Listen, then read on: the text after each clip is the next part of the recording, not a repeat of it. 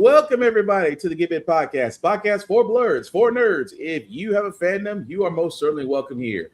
We are your host, the most, myself, Spartan, show guy Joe, Tafari TV. Gentlemen, it is the weekend. How we feeling? Still in recovery. Con crud is trying to get me, but I think I'm doing a good job of fighting it off. Orange juice has been helpful. Nice. Oh yeah, I was gonna say you and the other side of Blerd Station definitely did run the gauntlet of BlerdCon and may have actually saved it. At least that's the story, and I'm sticking to it. Joe, how about yourself? I function. You function.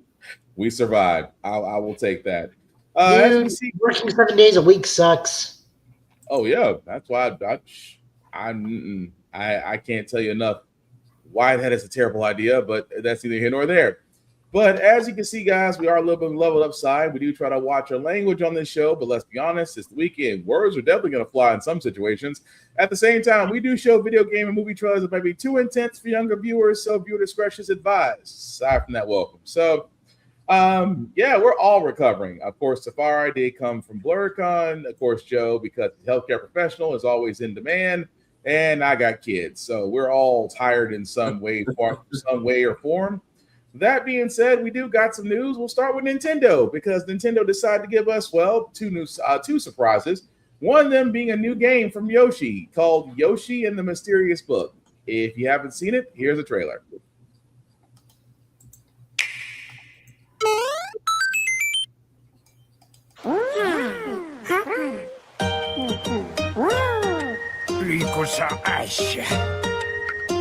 One day, on the island where the Yoshis live, a talking encyclopedia named Mr. E falls from the sky.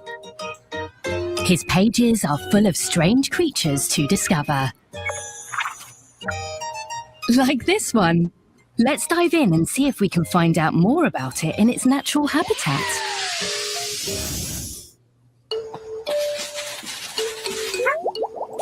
There it is. Not the tastiest creature. It's a little on the bitter side.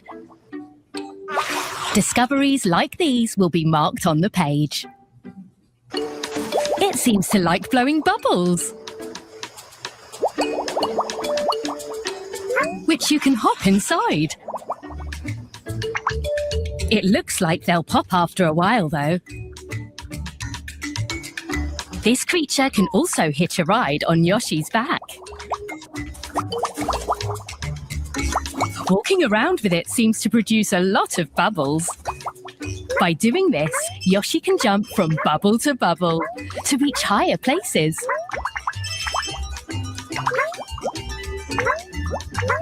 Looks like we found some apples growing up here.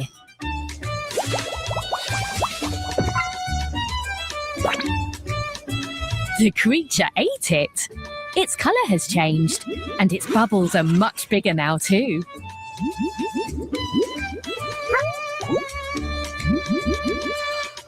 What if we try feeding it something else? Now it's pink and producing heart-shaped bubbles.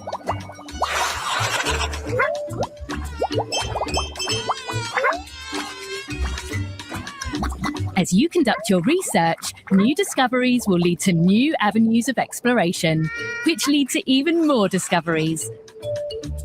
There's still so much to learn about this creature alone, so keep experimenting.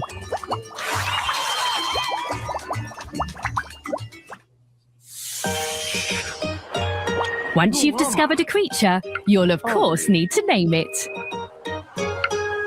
Invent a name yourself, or hear Mr. E's suggestion.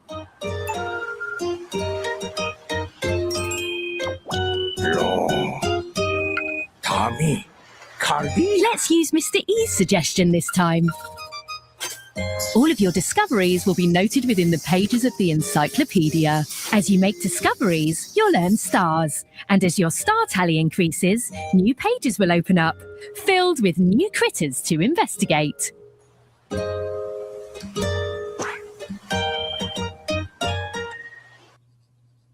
There are many strange creatures to examine in this mysterious encyclopedia. How many discoveries will you make?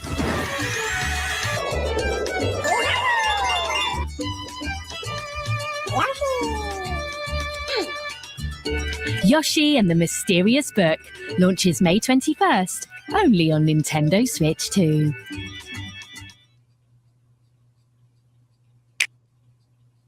Well, that was actually the trailer for Yoshi and the Mysterious Book as it comes out May 21st on Nintendo Switch 2. It's different. I am not going to tell this lie. I have not played a Yoshi game in the last 10 years. Yoshi's Island on like the NES. That was about it, and that was Yeah. a Mario. That was a Mario title technically.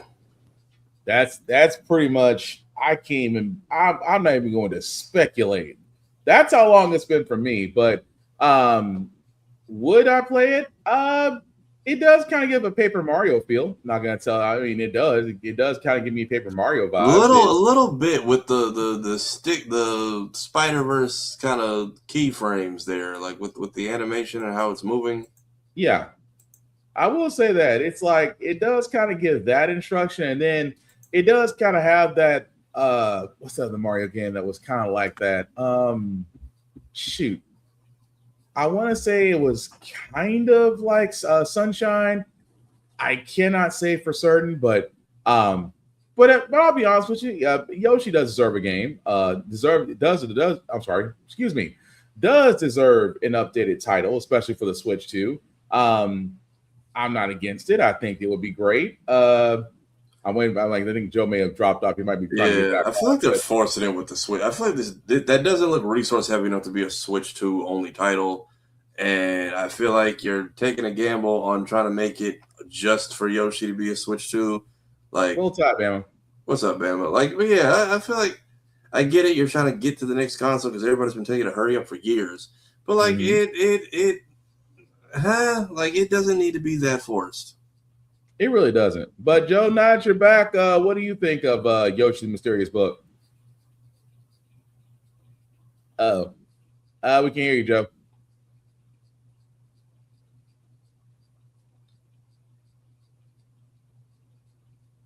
Oh, still can't hear you whistling. I see you whistling, but I can't hear nothing. There we go. We're good. Now you're good. I think it knocked my camera offline is what I think. Yoshi took you out. It's a oddly educational game where you do zoology and the levels seem to be the creatures. Mm-hmm. Unique, but all right, it's Nintendo. They like doing weird stuff, so I'm there for it. Very much. I always say, Bama, they need to make another Punch-Out game. Not unless Tyson's on board, because let's be honest, the last Punch-Out game involved him, and good Lord, that was what? The last Punch-Out? Super Punch-Out had nothing to do with Mike Tyson. I thought it was a part of it. No, that's Mike Tyson's Punch-Out on the Nintendo. No, I thought Super Punch-Out included him. No. Okay, then I'm mistaken. Although, again, could a Punch-Out game, real quick, could a Punch-Out game really work for the Switch 2? Yes. I mean, I'm saying this because we already had Wii Sports Boxing. So, in my mind, all you're doing is putting a different skin on it. You're doing Wii Sports, but you're just putting Wii Sports skin and just giving it Super Punch Out. But again, I could be wrong. They could go completely different. I'm just saying. But the other news that we do got from the Nintendo Direct was the final trailer for the Super Mario Galaxy movie. Again, if you haven't seen it, here it is. There's a huge universe out there.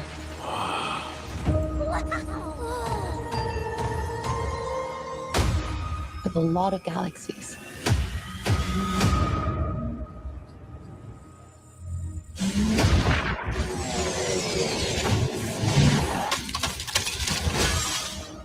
We gotta get everyone out of here. Go, go, go!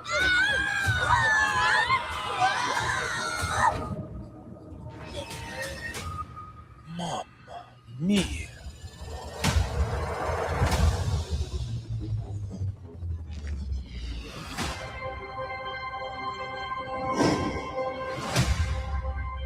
demand that you release my father. Over my dead body. Fine with me.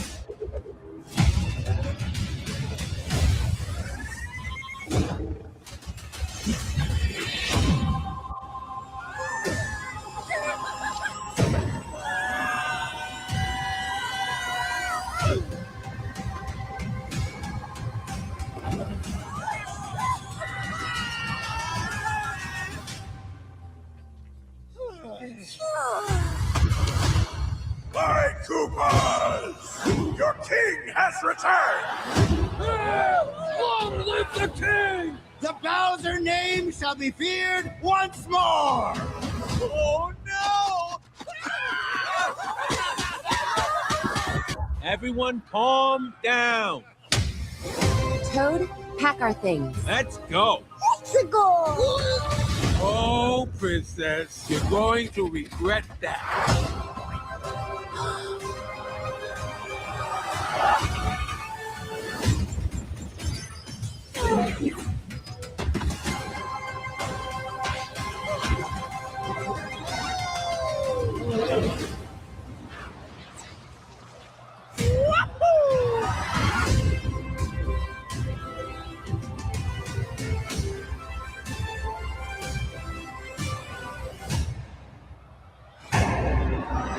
Hello, maggots.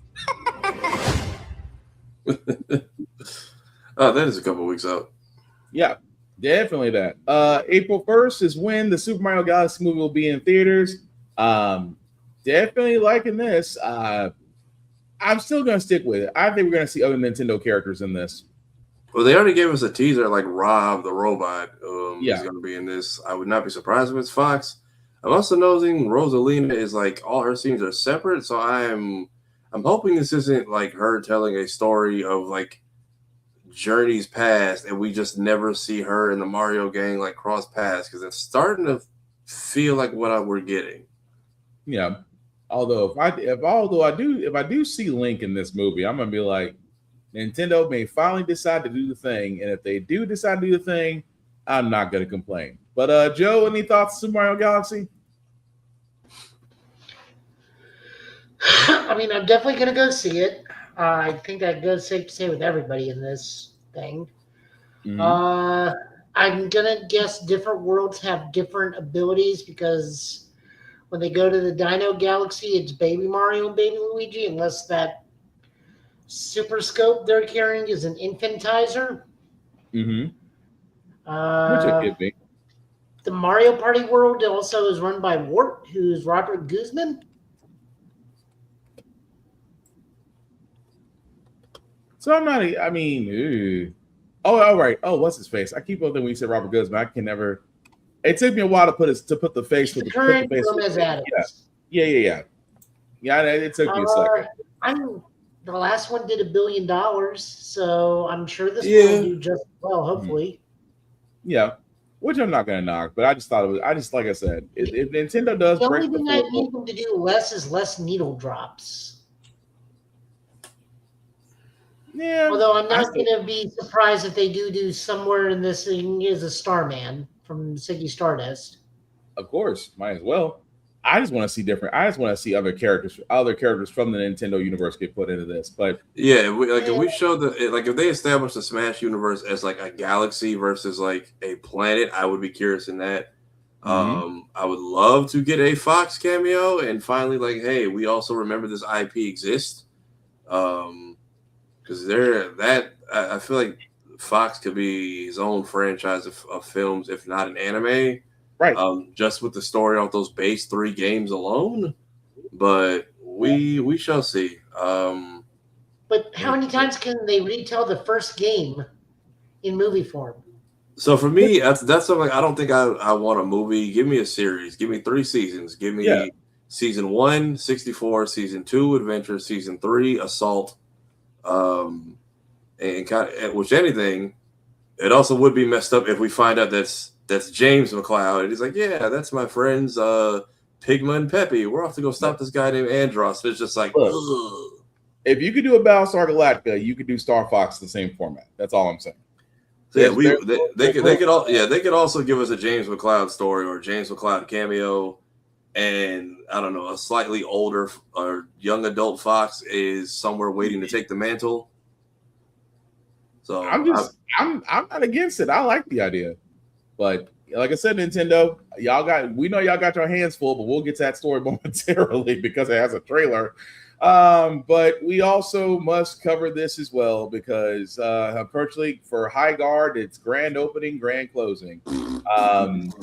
They are going to be, as of yesterday, I should say, they have permanently shut down. Let's be honest. We all said this. We all said the same thing when we saw High Guard during the Video Game Awards. We all said the same thing that, you know, if it had a different launch, because we said it best, when you're the last thing that is shown on a very watched award show, and you get the coveted last spot, you're supposed to come out the gate firing. Unfortunately, High Guard did not, and at the same time, folks saw problems with it. There were some various patches. They tried to do their best. They even included a new character, but unfortunately, it wasn't enough. Players playing it. The number of subs have dropped, and the decision was just made that we are going to shut down High Guard as of yesterday. Now, again, do I think High Guard was a bad game? No, I don't think it wasn't. I just think that, again, it really should have been labeled as an indie game, not a big budget game, when you had the makers, the same guys who did Apex Legends, the same guys who did Titanfall, and it wasn't Titanfall 3, which, again, that's what we freaking want. But when you label it like that, and then, you know, we get a game like High Guard, I'm going to be honest with you, High Guard didn't get the same indie treatment that Apex Legends did. And Apex Legends is still going. And Apex Legends is now in season 11, 12, I think so. Correct me if I'm wrong, guys. I think it's in season 12. But what I'm getting at is, guys, and those that are watching, High Guard just, like I said, you put something that wasn't ready to be top tier, it wasn't top tier. And now, unfortunately, and like I said, I hate to see developers, programmers, coders lose their jobs and things of that nature. But again, this game could have been great. I just think that, you know, calling it great before it actually is great, that was the downfall of this game. But anything else you want to add to anybody else? Tafara, Joe, anything else you want to add to this? Yeah, no, I fully blame Jeff Keighley for this. He set these people up for failure. Learn to read the fucking room, man. Like, I don't know how much he does as far as like the lineup. Somebody should have told him this does not need to go last, especially after you, like the fact that you had that whole statue in the desert thing, like that should have been the biggest contender for going last because that had the most hype and buzz around it. This was just thrown in there at the end as the closer, and I ain't gonna lie, Game Awards kind of doomed this shit on arrival. Yeah, and I hate to say that. I mean, that the truth of it is that's exactly what happened. It was DOA before it actually had a fair shot. And exactly, Bama should have dropped it like it did Apex Legends, but it's still now. See, I don't think it would have failed. I'm gonna be honest with you. And I'm gonna toss it to Joe. Joe, I don't mean to interrupt you and step on your spot, but I don't think it would have failed if it had the same pitch opening like Apex Legends did. Because for a lot of people that don't remember, Apex Legends was not on the Video Game Awards main thing. It was on the pre-show. And the thing about it was just that it did have a little bit of fanfare, had a little bit of devs talking, but you guys also got to think, over the years, Apex Legends was not seen as a top tier game. It was like, oh, it's an indie dev game. Yes, it has its issues, but as they got better, as they started patching, as they introduced more legends, then it was like, oh crap, this is actually fun. But it wasn't given the top tier. That's why Apex Legends was able to survive. High Guard, unfortunately, was labeled as we're Titanfall. And you know what's Titanfall? Because like Tafari said, you had Jeff come out and pretty much say this game is going to, he kind of did what The Rock did to DC during Black Adam. The whole thing, the hierarchy of power is about to change. I didn't fully realize Rock was like trying to Suge Knight the entire DC world. I was like, this is a very oddly aggressive promo for someone playing a villain. Like, what? Like, I was curious to see the movie, but I'm just like, this feels oddly aggressive and like self-centered when you are competing with Wakanda Forever. Like, there should be more of a tie-in to this being a Shazam villain and whatnot. Like, I don't get this whole shift in power. Like, it's Black Adam. Like, why are we? It feels like we're taking a weird angle. I had no idea Rock was like behind the scenes trying to. I didn't know he was behind the scenes trying to stronghold DC like that. Oh yeah, he was trying to be what Gunn is now. That's about the best way I could put that. It also came out a year after Concord. It's still fresh in a lot of people's mind. Concord again. Concord, that was the same problem. Concord was not a complete game. Concord actually was similar to games that are already out, and then it made nothing stand from it. So when people saw Concord, it was like, we've played this. Why do we need to play you? But I'm sorry, Joe. Did you have any thoughts on High Guard's closing its game down from yesterday? I want to know why they made the team crunch to put out a season 1 on the day it ended. I want to know why it launched in a season 0 status for zero reason when they could have just taken the time to do more testing and more quality control checks to see if this was up to snuff. Game Awards aside, like, there was honestly nothing special about this game. I tried it for 2 hours. There was just either 3-man or 8-man death match. There was nothing special that stood out, nothing different from any other game of this type. Why put the staff through all that when you know you're shutting down like a day of or day after seeing version 1? Like, why? And that was the messed up part. But I agree, fully agree. But yeah, like we said, what do you say, Bama? The Rock hurt Shazam.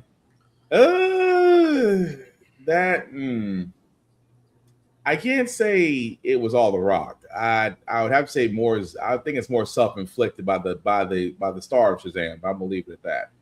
But moving right along with the trailers, we do have Digimon Storytime Stranger. The DLC is called Anti-Paradox. I've yet to hear about the DLCs, but Joe, I know you played Storytime Stranger. Does this sound familiar, or you haven't had a chance to look at this yet? I haven't seen it yet. Okay, well, it's going to be new to us all. Well, this is the trailer for the newest DLC from Digimon Storytime Stranger. Sorry. This is called Anti-Paradox.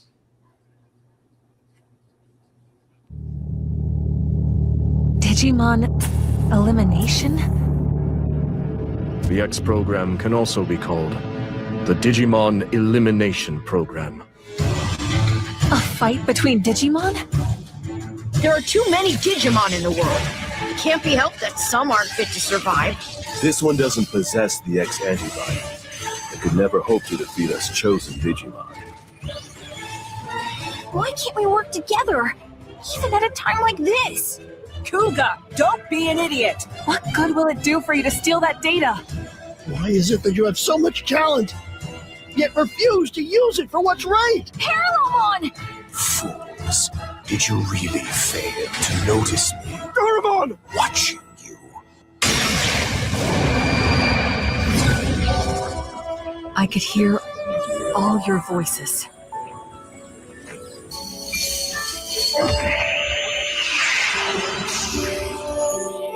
Now that we stand together, we have nothing to fear. The game is on its 3rd DLC already? Yeah, looks like it. Episode Pack 3 comes out March 12th, so yesterday. So this is actually as of yesterday for the PS5, Xbox Series X, S, and Steam. I guess we must have missed the other ones. Dang. It does look pretty. I mean, it does look pretty cool, and it looks like that's a story into itself. But yeah, I could say we missed it. Joe, have you caught up with this, or are you about much in the dark as we are?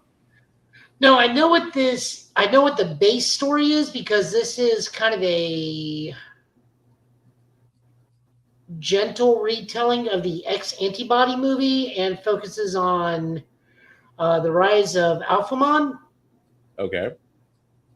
Who is one of the Royal Knights, but he's kind of like the Dark Black Knight. Well, I'm using that term loosely because he turns into a black armored knight Digimon. But yeah, there it is. Because we get the past stuff and the alternate timeline. We get the high school delinquent storyline, and we get the X-Antibody storyline. Okay.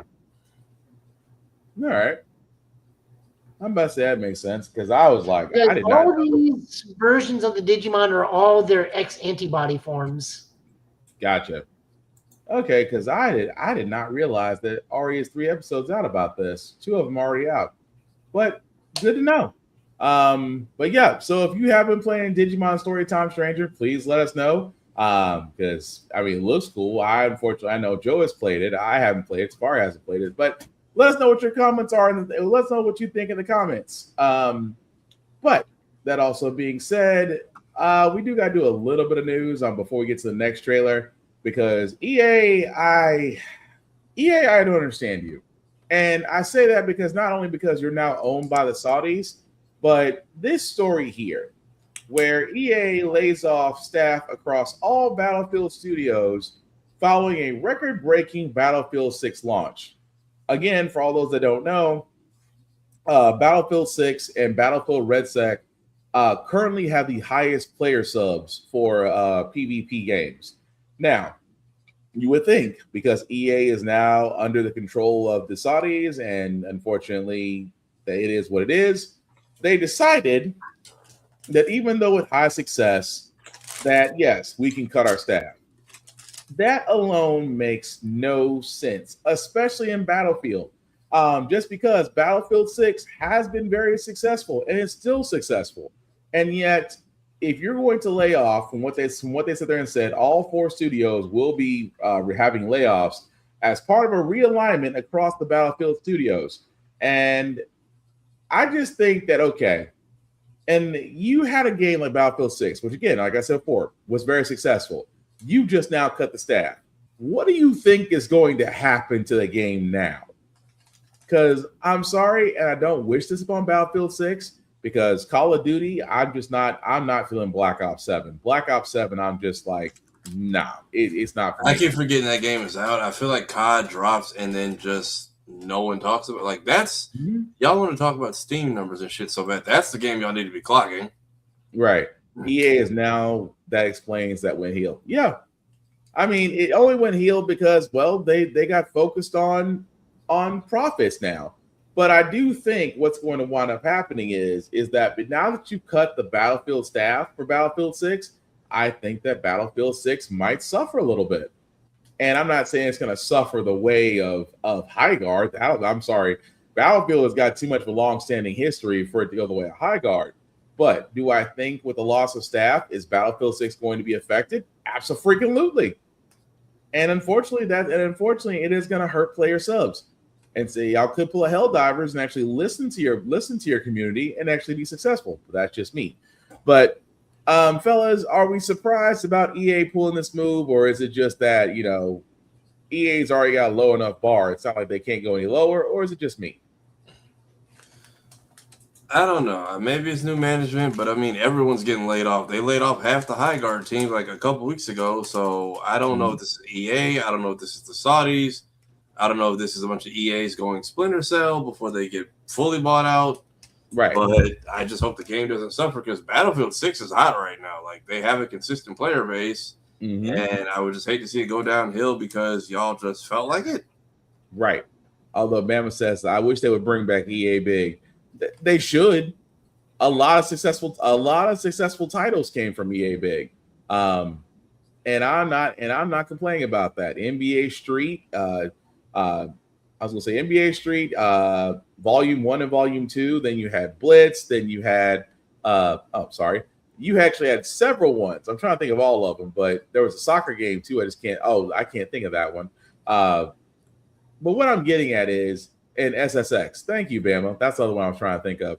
But what I'm getting at with EA with the layoffs, it just unfortunately, like I said, it could be a sign of the times because let's be honest, the way things are going in the outside world, which we will not talk about a certain man at a certain address in a certain place, could be the cause of it. But what I'm getting at is it could be the way of things. I just think that whenever it's EA, EA has always been profits over people, but that's just me. But Joe, anything else you want to add to that? TA, what do you want? They're just going to do it again. So let's bring back EA Big just so they can lay off more people. You know what? I wouldn't mind EA Big because the only game I want from it is Def Jam. I want Def Jam Fight for New York. Or better yet, just a different version of the Def Jam fighting game. Although I would like the older version. A different version of the Def Jam fighting game. That's what killed Def Jam. Well, Icon, but I was like, Icon killed Def Jam. Icon killed Def Jam so bad everybody went back to play Fight for New York. Yeah, because who thought it was a good idea that hey, you can remix the environment to hurt your opponent? I don't know whose idea that was, but which and the realistic look didn't serve it well. Like the cartoonish look for Ice-T and all those guys and Crow and Snoop Dogg, that worked. They tried to get everyone was trying to do that graphical upgrade that every game was doing when it came for the 360 and the PS3, and it just wasn't working for Icon. Yeah, like even the Sonic 06 models were they were all kind of like tall, human sized, and lanky, and I didn't hate it, but I'm like, okay, everybody's trying to do like their glow up for this next gen, but it wasn't necessarily needed. But also that game sells fast. My store up here, down here had a copy of what is it, Fight for New York, which let me see how much it sold for, but I think it didn't make it like within the hour. Oh, it probably got gone. It probably had new age pricing. I guarantee it. Did it go for 60? Oh, I know it sold for a lot. I know it was sold for like a ridiculous ass price. Let me see. Yeah, Def Jam Fight for New York greatest hits, $525.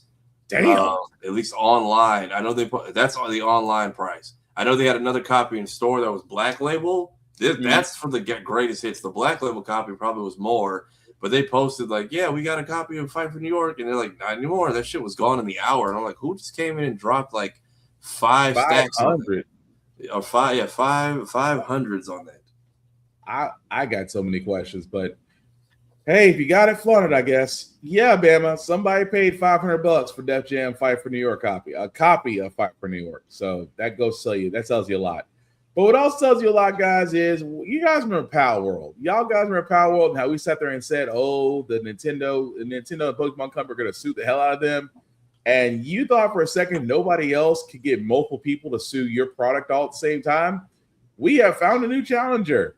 Enter Pikmin. And when we play the trailer, you will understand why so many people will probably be suing them.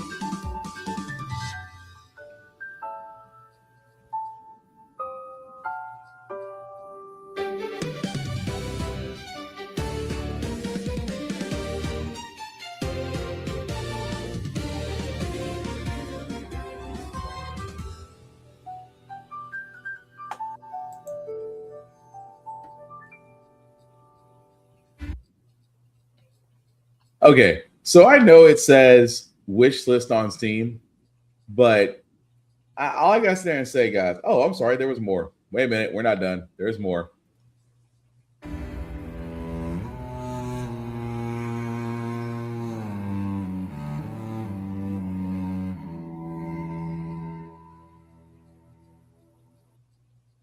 Okay. What is it? Was it Pikachu with Johnny Bravo hair? And then what was that Pokemon? Was that No, that was just Calamity Ganon. I was gonna say that's Calamity Ganon. Calamity Ganon mixed in with like Groudon and Entei. Mm-hmm. And with the future release plan for Nintendo Switch feels like just a big middle finger. Oh man, I count at least 4 companies that are gonna be suing Pikmin. Apparently, there are artists that are starting to show that their work was stolen by this company on X and Blue Sky. This has to be this has to be a distraction. Like this has to be. I don't believe this is a game. I fully believe this is just a concept trailer, and this is to distract us from something else in the gaming world. Like there's no way this is real. I'm just saying, they really went for it.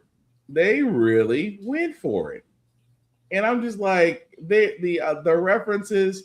Like, okay, let me say this about Power World. Okay, Power World knew off the bat they were copying Pokemon. They knew it, and somehow still managed to beat them in court. This, oh no, this is like summoning this. What was that comment that we saw too far under this one? What was it said? Try not to. Oh, they said the Nintendo lawyers are dropping in like hell divers on this entire IP. Yeah, because I'm just like, why? It is so blatantly obvious. And yes, we wanted to play this trailer because again, we know. I'm sorry, if this thing makes it to Steam and it gets released and people can play it, they have proven nothing is impossible. I'm just gonna call it what it is. They will prove that nothing is freaking impossible if this gets by Nintendo and Pokemon Company. And I'm just saying, wow, just freaking wow. But I will say this: if you are interested in this, go for it. There's really no other way I could put that because wow, you know what? Either you got to have amazing backing, or for the simple fact of the matter, you have to believe you can just win this in court. You have to. Either that, or everyone's watching how punk the Nintendo is because the White House has just been giving them the middle finger for the last couple of weeks, and that's true. I ain't gonna. Whoever's running the White House account on Twitter may or may not be an actual psychopath. Because I ain't gonna. The pop culture references are cool. Mm-hmm. Just not when they're being used for pure evil. And I'm just like, if this was just a regular guy on the internet, Nintendo would have had those videos taken down immediately. But it's the fact that like they're just going to IGN posts. It's like Nintendo denies claims or shares or refutes use. I'm like, go send the cease and desist like you do everyone else. Like, how are they getting away with this? Like, I watched like a Wii bowling video turn into like a bomb strike on a truck full of people. Like, what? How is this allowed? Y'all have taken people down for less. How is this not getting like yanked? You would think. But Joe, what do you think? I mean, Shueisha's getting ready to come after them for using Dragon Ball in their news propaganda video. Yep. But just holy crap, there's just after this, I don't know how they're not getting sued. I mean, there's like if this was a reaction channel, you'd be dead at midnight. Like the ninjas would be at your door by the time this camera cuts off. I don't know what is taking them so long to just strike the White House account. Because I have seen Pokemon videos, I have seen Master Chief, I've seen Yu-Gi-Oh! I have seen like a bunch of IP that just are not allowed being used for like terror to like brag about legal terrorist attacks. Yeah. At the same time, I'm just saying, yeah, man, but they're gonna sue. They are gonna sue. I don't like if y'all haven't done anything, I hope it's because you're building a case. Because right now, like, I can't get mad at this trailer. Y'all letting everything else slide this year.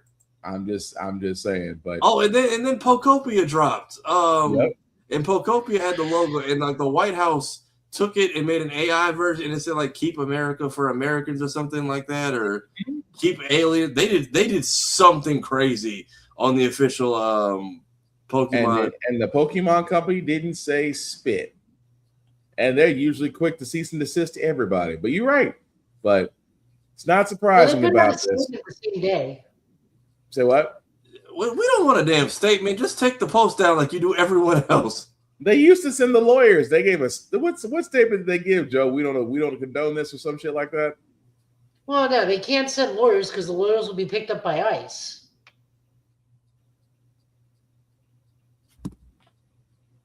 Fair, but like there's got to be some kind of international. That's fair. But I mean, like they got Nintendo America. Like there's got to be some kind of legal thing they can do because. If I can find it, because my God, does this account post like a lot? Like I don't care if you are. Name Howard Lincoln and tell me that he's not going to side with him. Damn. Well, it's going to be interesting. I will say that, but Jesus. But anyway, two other bits news before we get back to the trailers. PlayStation Plus news for March. So beginning March 17th, 4 days from now. If you are a PlayStation Plus member that has the extra premiums, you will get Warhammer 40K, Space Marine 2, Persona 5 Royale, Madden 26, Metal Eden, Lords of the Rings, Return to Moria, Astroneer, Blasphemous 2, and if you got premium, you'll get Tekken Dark Resurrection. These games will be available March 17th, so 4 days from now on the extra and premium subscriptions. Can't go wrong with Warhammer 40K, especially Space Marine 2. Persona 5 Royale, that was my first Persona game I played. I really liked it. Madden 26, of course, that's the only football game that gets played, so what other choice you got there? The only game I'm looking forward to is Metal Eden. I have yet to play Metal Eden. I actually want to give that a shot once that's released. Of course, Astroneer and Blasphemous 2, I haven't played those, or the Lord of the Rings game. I have played Tekken Dark Resurrection. That's been a while, but still a fun game to play. But fellas, any games that you're looking forward to on this list, or already played them and suggest other people play them, or what say you? Maybe I'll download Persona and see what the deal is. What are the basic games again, or which ones are just on the basic plan? Basic games already were out. This is the extra games. So the basic games, I believe, were Monster Hunter Rise and two others. Thank you. Because it was Twisted Reflection, and then Monster Hunter Rise, and it was two other games I couldn't think of at the time that were the basic ones. Okay, because I don't have the extra. I was like, maybe I'll see what Space Marine 2 is finally about. But Warhammer, I've heard good stuff about Warhammer 40K. Like I've heard that game is very much a fun time every time you boot it up. Yeah, Warhammer 40K is fun. I will say Dark Tide, if you ever get a chance to play it, because that's more of a fire team way of playing Warhammer. Still recommend playing it, but yeah. But either way, still cool. Also on the Capcom side, Resident Evil Requiem, otherwise known as RE9. I've played it. Did my first playthrough on stream, so hopefully you guys got to see it. It is freaking fun.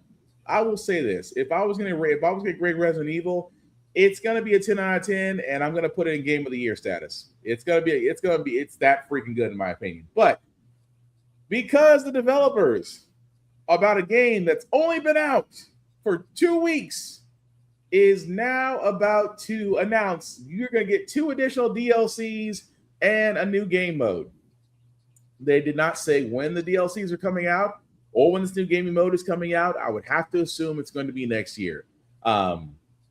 Again, Resident Evil Requiem was fun, whether you played as Grace or Leon. I am not going to say anything more about the story because, again, this game is still 2 weeks old. It is fairly new.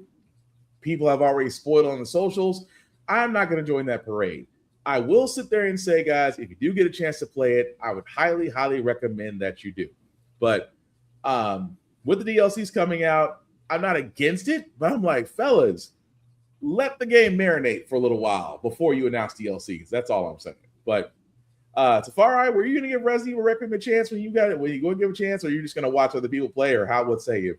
I think I have either 7 or Village, and I feel like maybe I need to play at least one of those to get into this new kind of Resident Evil. The whole franchise has just escaped me all my life. I had 2 on the N64, but those controls were just a no for me.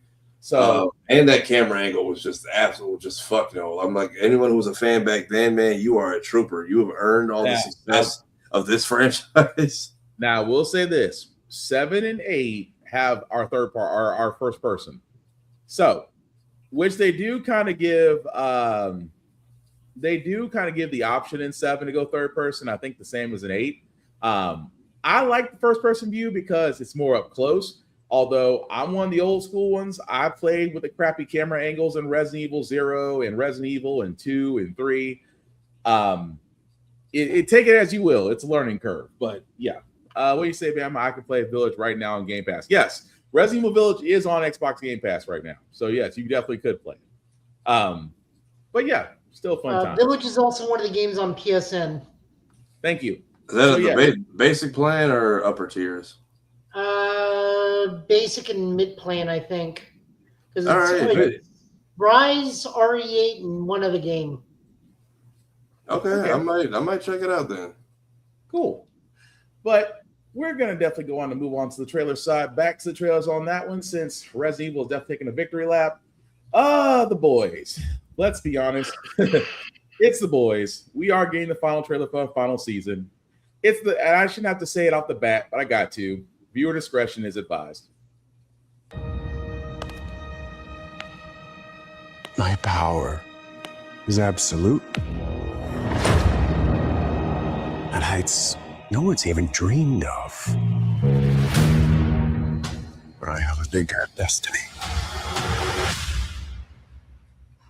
Praise be. And what is it? All right, let's get to work, yeah? We think that Homelander is looking for the V1. It's Thought's first iteration of Compound V. If Homelander got his hands on some, he'd be immortal. We need to run while we can, however we can. No. We hit him with the virus while it still works and kill every fucking suit on the planet.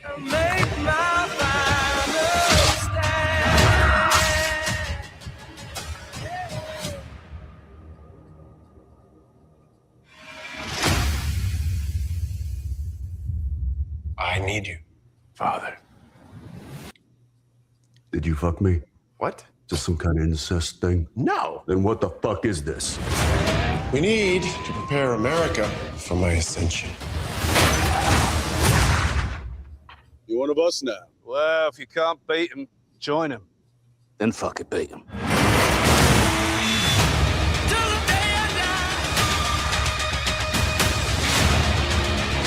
This is our last chance. The only thing we have left is hope.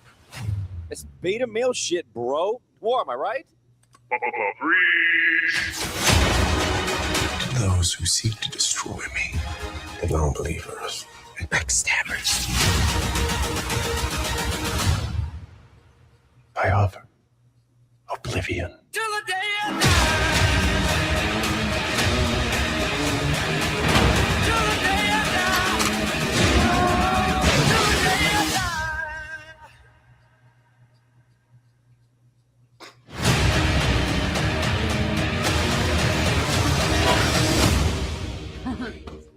You guys are friends?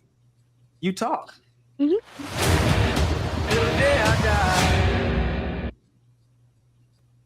All right, so that was the final trailer for the final season of Amazon's The Boys. As you can see, guys, will be coming out April the 8th. I'm happy for a couple of reasons. We are getting a final season, which means we are going to get that scene in the graphic novel, which I hope we do get, with the Supes versus Homelander and his group at the White House. Again, read the graphic novel of The Boys if you haven't already. I still think Kripke is going to take some liberties. I don't think we're going to get the exact thing from The Boys. I think that, because of characters, things of that nature, and also some things you may not be able to do on television, including on Amazon Prime, may or may not happen. Although we are getting a Supernatural reunion because we pretty much have everybody back. Almost everybody. Let's see, Jeffrey Dean Morgan. We also have Jensen Ackles, Jared Padalecki. All we're really missing at this point is Misha Collins, really and truly. But what do you guys think? I'm curious to see how this story wraps up, especially since I don't know if we're getting a season 3 of Gen V, but seeing those characters are coming into the fray. Yeah,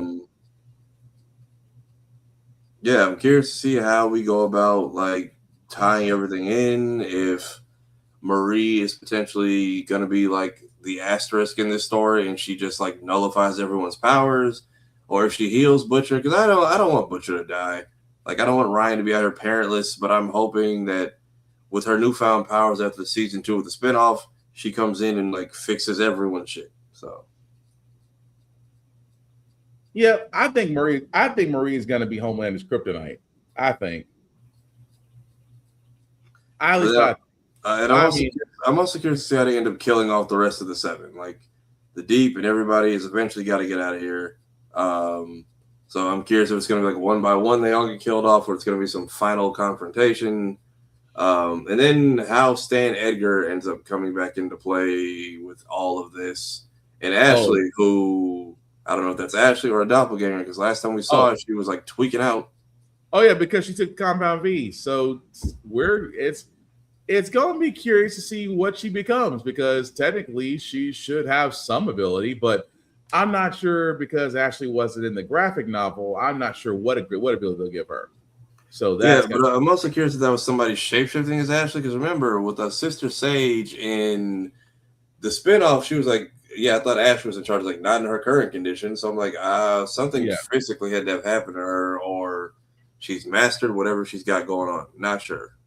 Possibly, but at the same time, like I said, come April the 8th, and yes, if you understand what Amazon usually does with their episodes, we'll probably get the first 2, and then they'll stretch it out by episode week after that. But either way, looks like it's going to be fun. But yeah, it's just going to be weird to see. It's going to be weird to see Carl Urban just. I'm sorry, I'm going to give it away. Read the graphic novel. Trust me, you will not be disappointed if you are of age, because it's still a graphic novel for obvious reasons. But other television that we do know about that's coming out, because again, Daredevil, Born Again season 2 is coming out. We're not too far off from the release date of March 24th for the we got 9 episodes at first, so we're getting the next 9.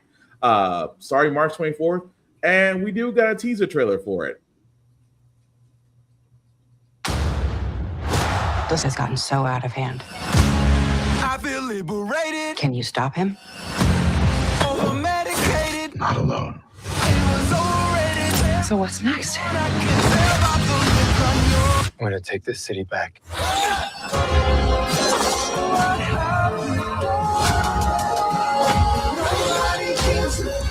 This should be tons of fun.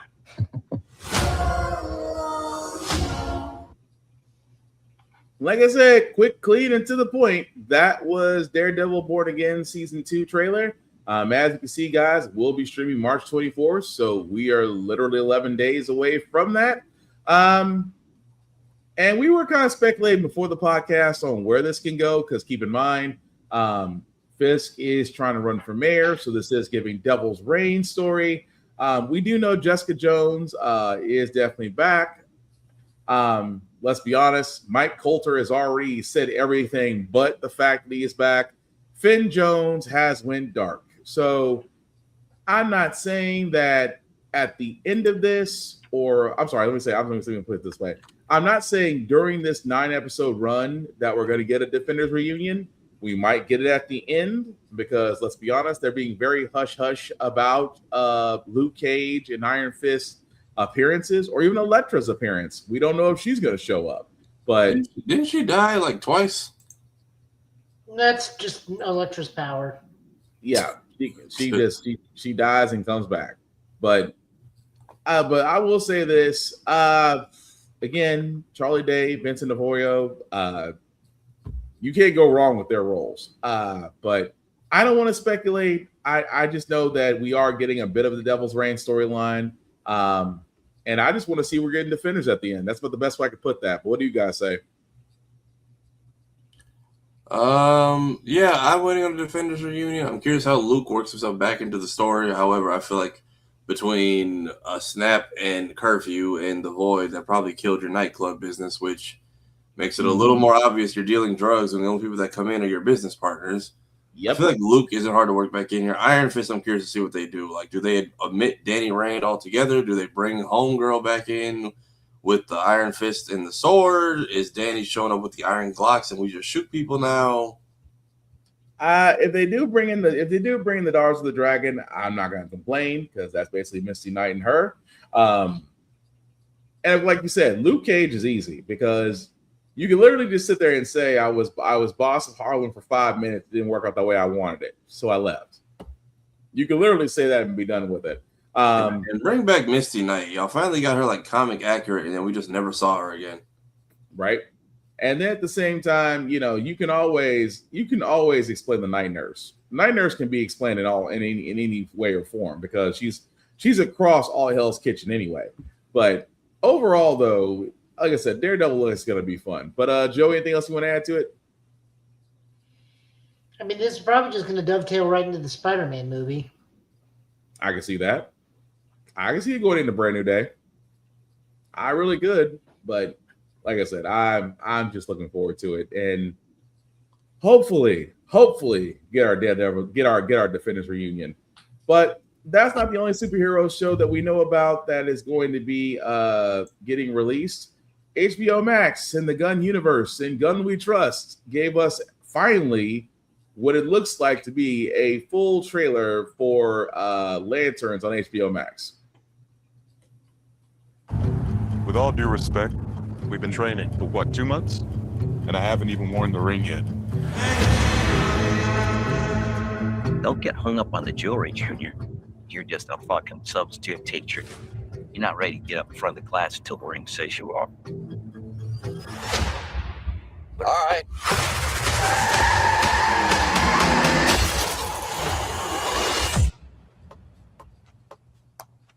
I could have died. You want me to train you? I'm training you. Something is off here. I can feel it. This is my town. You're a big shot. Noted. But stay the fuck out of my way. Think she hates your guts. It's the way she hates them. This is a stupid plan. Not that stupid. That I don't doubt. The Green Lantern's oath is to protect people. And we both know I do a better job of this than you. This is my job. As long as I'm alive, that ain't changing. So take a deep breath, Junior. You're old. You're tired.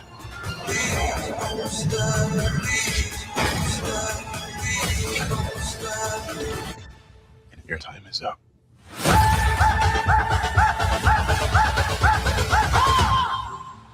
I don't understand. Who are you exactly? Hal Jordan, Green Lantern.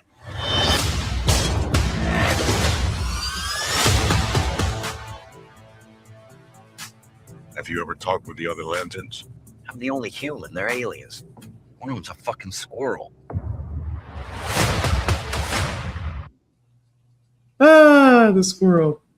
Oh, it's just funny. But anyway, guys, that was Lanterns. That will be on HBO Max. That will actually be wow, I forgot the start date already. That freaking fast. Let's see. So in August. Okay. I thought we had an exact date. So yes, we will get Lanterns in August. Again with Hal Jordan, of course, Kyle Chelby and Hal Jordan, Aaron Pierre playing John Stewart. I am not against this. I like, and we've said before from various trailers on this one. It is taking a true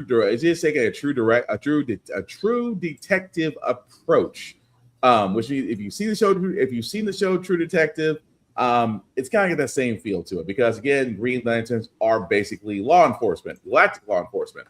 So I'm not against it. Again, I don't even want to speculate because I don't think it's based off any story, any Green Lantern story. There may be elements from other ones, but I am just going to sit back and see where they go with this. But fellas, anything else y'all want to add to this? Yeah, I'm not used to seeing. It's usually these two are friends and everyone hates Guy Gardner. So to see Hal Jordan at odds with people and potentially an older Hal Jordan, I'm curious to see what this looks like. Also, are they sharing a ring? Like, what is this whole in training stuff about? Why are we in the lost little town from Thor movie 1? I'm curious to see how this plays out into anything in space. Because right now, this is a very grounded, earthbound story. And we're talking about Galactic Guardians. So I'm curious if it gets crazy without the show. How much of what we just saw is like only the first episode. And then, yeah, I'm not used to Hal Jordan being a dick. So I'm curious to see that in action. Yeah, Hal Jordan is usually... It's funny where Hal Jordan is more upbeat and optimistic. I'm like, no, the Hal Jordan I know is... He's up there with Guy Gardner, except that he's a little less he's a little less not as detestable as Guy Gardner is. But Guy Gardner, I can understand why he is the way he is, and I can understand why Hal Jordan the way he is. But at the same time, I'm curious to see where they're going to go with this because this is a more battle-hardened Hal Jordan. So it's either... And I got in my mind thinking it's got to be over some event that he just seems a little bit bitter. And again, I don't want to speculate because what Gunn did, and I'll give Gunn credit for this, you have given us next to nothing in this trailer, and that is fine because you don't have to give it all away. You don't have to give us a main villain. You don't have to give us the reason why they're there. You don't have to give us anything except here's Hal Jordan, here's John Stewart, Hal Jordan trained John Stewart on Earth, and of course, they're investigating. That's perfect. And yeah, man, we don't need an origin story. We really don't.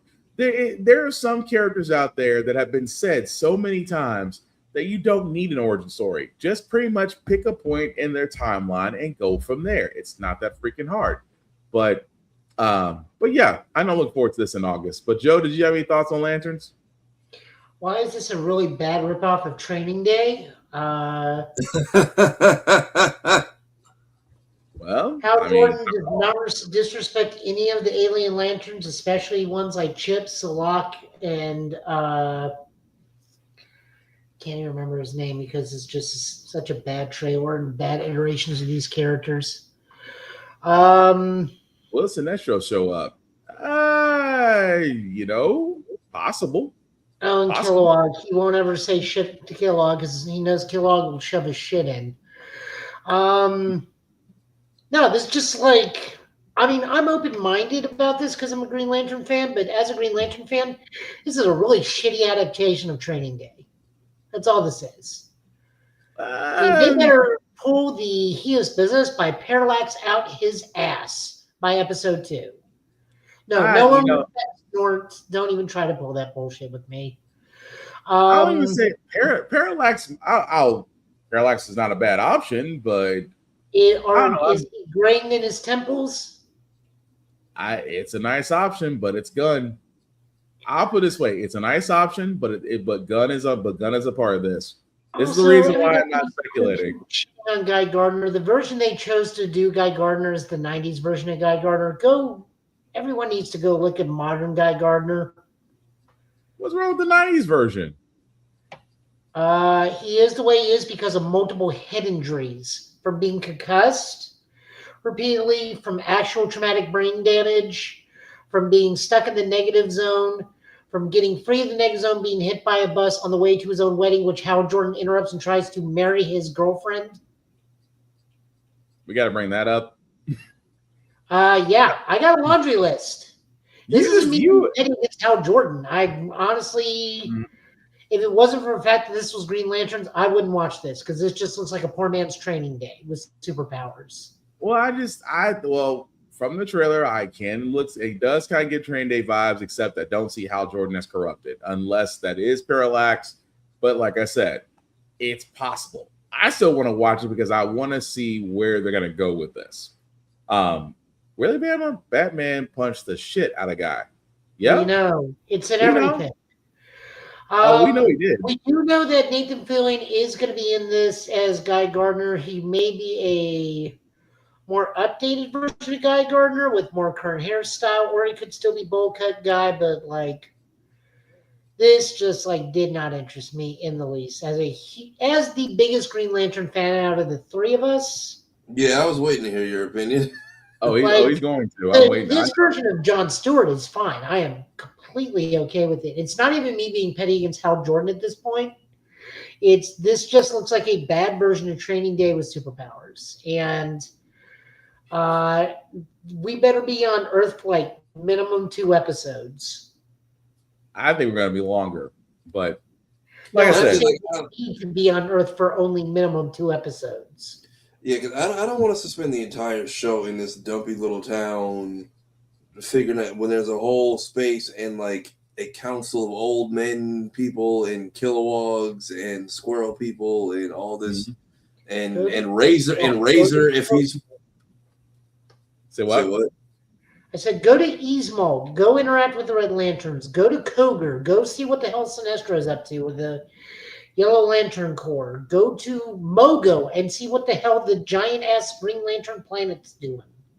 In a thing of intergalactic space cops, I don't want to be in bumfuck nowhere for more than 2 episodes. I just want to say. I'm also really tired, so a little bit cranky if we haven't noticed. Fair, but that's also my thing. Like, this is the most galaxy world-building potential characters we have in DC so far, and I'm not trying to spend it in the town that Thor got banished to in his first movie. Like, yeah, that's fair. That's why I'm just curious to see what they're going to do with this one. But yeah, we got till August to find that out. So back to the gaming trailers. There are a few of them that were announced during the futuristic game show, which to me and Joe's surprise, they decided to do it today. But considering the current climate that everything's going around, we don't blame them for wanting to do it a little bit early, especially the fact that the GDC was going on and that folks were hesitant to go there. Again, we understand why, and to keep it very light on this show, we're not going to say the reason why, except that you basically put it in your cup. We're going to leave it at that. You're going to put it in your cup to make it liquid cold. If you can't figure that part out, I can't help you. But with the trailers that we did get to see future games, this one called Samson, I think we covered this one a little bit because they didn't give us a lot off this. But if you haven't seen it, here's the trailer. And yes, it's probably going to remind you about 3 different games. But check it out. As far back as I could remember, I worked for other people. They called it opportunity. I called it debt. The city never stopped moving, and neither did what I owed. I never picked the smart job. I picked the one that brought me another day. In Tindleston, nobody waited their turn. If you gave them space, they took your teeth. Sometimes you didn't need skill. You just needed something solid. You hear that? Yeah, that's the sound a face makes when it meets regret. Pain built up. Adrenaline took over. I didn't fight to win. I fought to finish. Cars had weight. Every hit mattered. The more work I did, the louder the city got. Miss a payment, and they reminded you. They weren't negotiators. They were punctuation. When the day ran out, so did your luck. Sleep didn't fix a thing. It just reset the clock. It was all connected. Time, debt, violence, and speed. People talk about freedom like it's a feeling. They have no idea.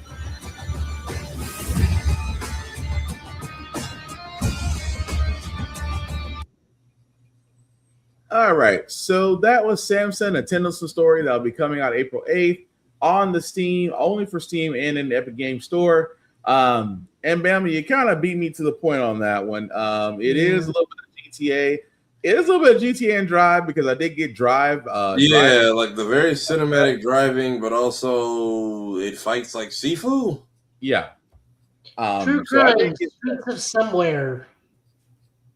What do you say, Joe? True Crime, Streets of Somewhere. I won't even say True Crime because this. I can't even say that. And the reason why I can't say that is because this is I was like, when I first looked at this, I'm like, okay, this is different. You're basically you're a guy that's either trying to get out from a crap load of debt, which the story is you get out of prison, but apparently you owe a lot of people, you owe the mob money. So you have to pay off your debt, which I can understand that, from the premise of it all, it does seem like your regular mob story, but I can't lie. I am intrigued a little bit. I am. Because I want to see where this story goes. Now, of course, this is out on Steam. It is subject to change because it might actually wind up being on consoles the way PlayStation, Xbox are going. But for right now, it is on Steam and Epic Game Store. I may give it a shot and just wish list it because I want to see what it's about. But what do you guys think? I know, Joe, you said it was True Crime. Safari, what did you think? Same thing. It's like a little bit of what was the one that was True Crimes but got renamed? Watch Dogs. It was like Sleeping Dogs. Yeah, it was Sleeping Dogs, but with a little bit more glimmer, with the fight style like Sifu, but with the cinematics and the card gameplay of like Drive and Burnout Revenge. Yeah, and then I saw a little bit of Max Payne, Seeing Red action in there earlier too. Yeah, that's what I couldn't put my finger on. Max Payne was what I was looking for. But no, I completely freaking agree. Need for Speed. I can see more Burnout than Need for Speed because you're aiming for Rex. You're aiming for Rex and endpoint impacts of impact. But again, I would give it a shot when it comes out. It's one of those indie games that kind of get your attention, but you're just trying to see where it goes. But speaking of indie games that get our attention, me and Joe watched a little bit of this before we started the show. This one is basically called The Ninth Dragon. It's interesting. If you haven't seen it, here's a trailer. When all this began, no one imagined how it would end. No one finds their way back after erasing their own footprints.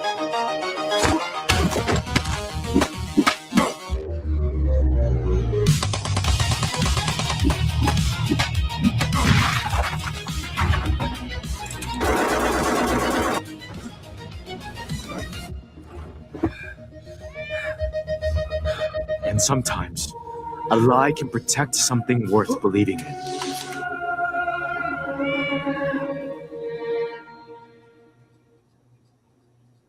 And that's pretty much it for The Ninth Dragon. As you can see, guys, it is a 8-bit game played in a 3D environment. Will be available for Epic Games, PlayStation, Xbox, Nintendo Switch, and Steam. It looks interesting. Like I said, it's got a story. And for me, I know if it's got a good story, it'll already have my attention. It really will. But no release date as of yet. This is a wish list at the moment. Metroidvania. Yeah, I do get Metroid and Castlevania vibes from this too, Bama. But Tafari, Joe, what do you guys think? Give me like adult. What is the game that people play that's not Minecraft? Like adult Terraria vibes, but also like, what is going on? I was not expecting gunplay and like a lot of combat and death in here. Right. But it is interesting. Like I said, it's one of those. I thought it was like Rise to Power. If you remember that old Jet Li PlayStation game, it kind of gave those vibes, but I could be wrong. I just thought that was pretty cool. But Joe, what say you? I can hear Jackie Chan saying, "I don't want any trouble," just before everything goes to shit. Fair enough. With beat 'em up, it's Metroidvania with beat 'em up elements. Yeah, that's pretty much Metroidvania itself. Yeah, I mean, it's Kowloon in 1986, so this is almost like a Jackie Chan movie.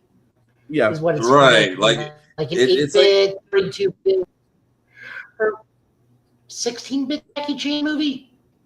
like retro-esque kung fu movie adventure. Like this would be the cheap video game. This would be the cheap video game they make to go along with the film. Right. But either way, it does look pretty But like, if you go back and look at the sprite, he's even got like that shoulder length hair Jack used to have back in the 80s and 90s. Yeah.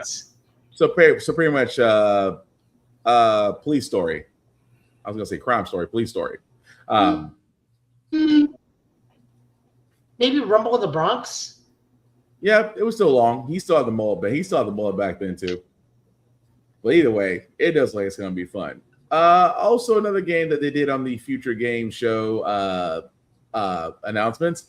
This one is called Slash Zero. Now, again, this is completely new. I just thought it was interesting and wanted to share it with the rest of you guys. So if you haven't seen it, here's the trailer.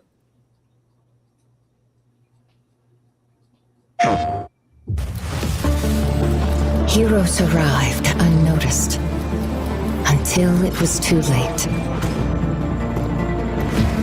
Slowly, time began to crumble. Watch among the fractured timelines. Fight until your last breath. And repeat.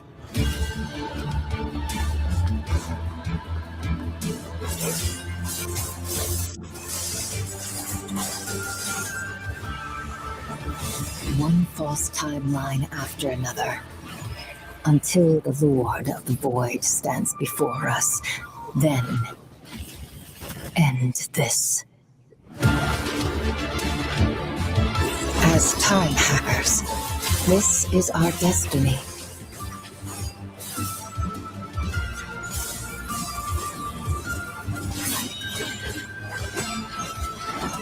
No matter how many times it repeats, I'll be here, waiting.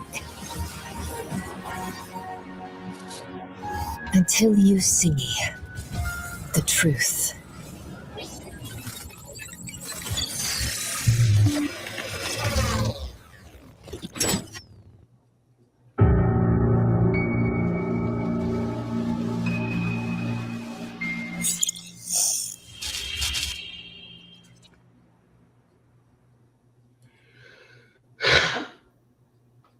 Okay, so that was Slash Zero.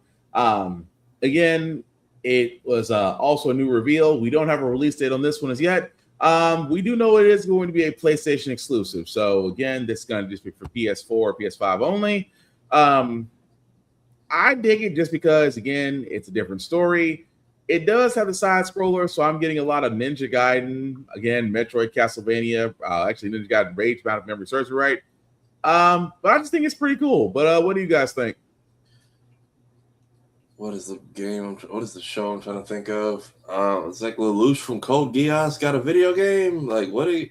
I like the hack and slash elements, but like, are we time traveling? The day is resetting. Like, yes, some Fate Zero type stuff.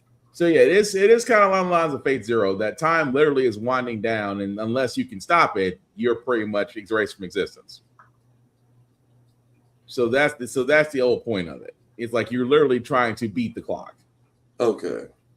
But I just thought it was cool because of the fight mechanics. But Joe, what do you think? It's fine. It's not anything that I'd probably get into, but it looks okay. All right.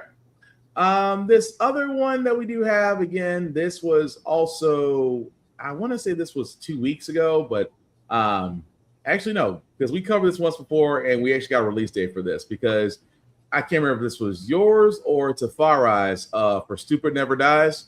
And they finally got a release date for it because this was interesting. So I can't remember which one of us brought this up. I want to say Tafari, but I could be wrong. Let me see what it is. I don't remember it at all. Oh, yeah. I'll play it because I think once you see it, I think you'll remember it. But this is the release date for Stupid Never Dies.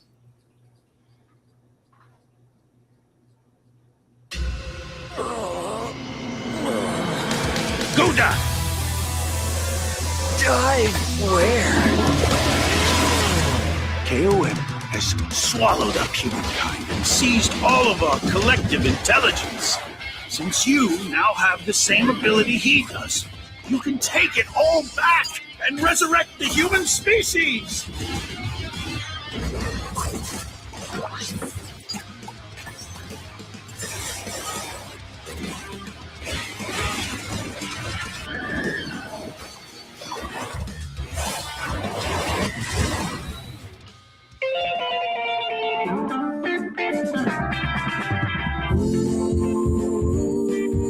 I'd give my life to get hers back. Oh wait, I'm already dead. The only way to revive her is to dive into the dungeon, eat KOM, and seize the over technology. You should start heading back. There's a special kind of miasma that drifts within the dungeon. Therefore, there is a time limit to your activities.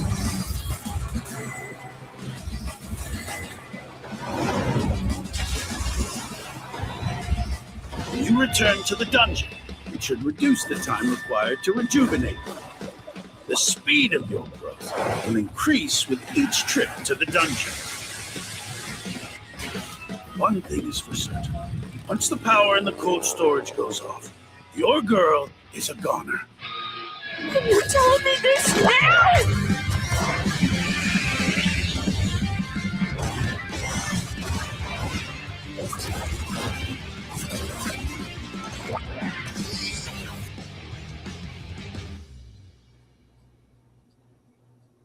I don't remember that at all. I think you're thinking of Romeo Must Die.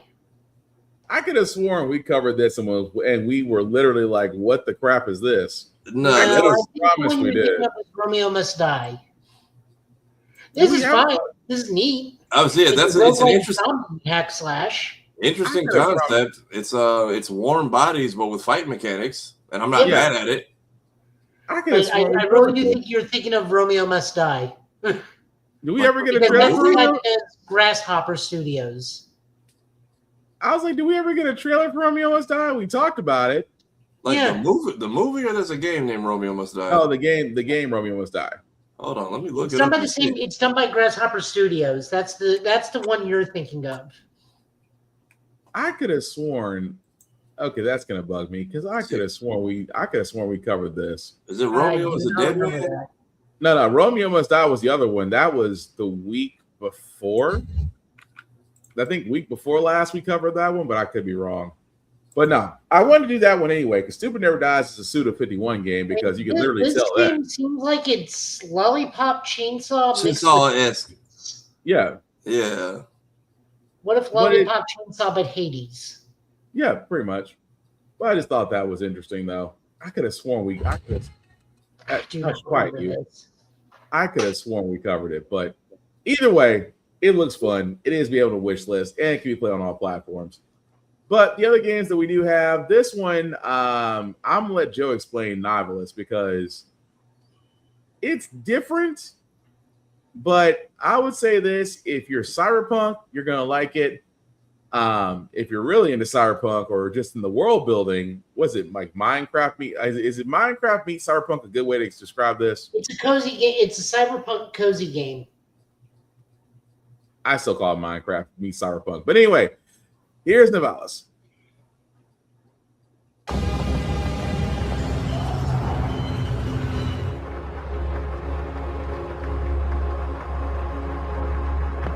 They say when you hear your name in a dream, you wake up. Did you hear me call your name? As you know, there is a serial killer, the Aseptic, still on the loose. So the localized Unity Zone was officially acknowledged by CorpSec at 5 a.m. today. Hungry? Meridian Market is a perfect spot for some food if you can afford it. Every day in Novalis, you have to make a choice. You gotta lift people up, or you gotta step on them. Won't always be a matter of right and wrong, but you gotta choose. That's all. Gone, kid. I'm already gone. Well, to start, we should get this place open for the day. You'll need to place tables and chairs for customers.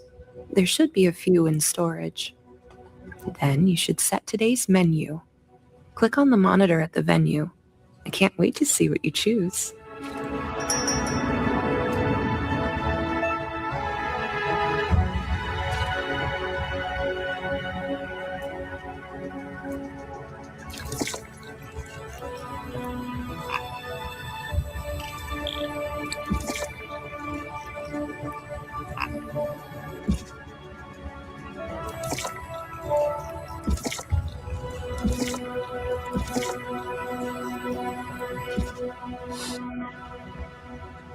Good morning, boss.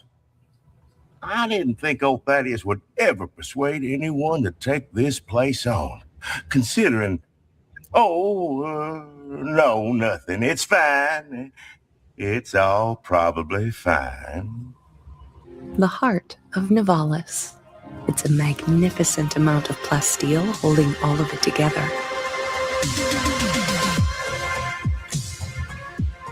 The relationship matrix is a visual display of a human or android's emotional response to your words and actions.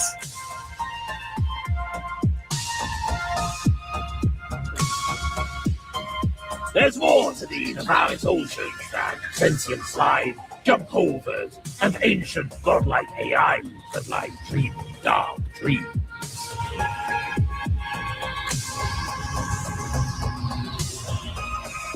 You are the regional assistant manager of your own destiny. Hello, Nixies Pixies. I am once again coming to you from Meridian Market.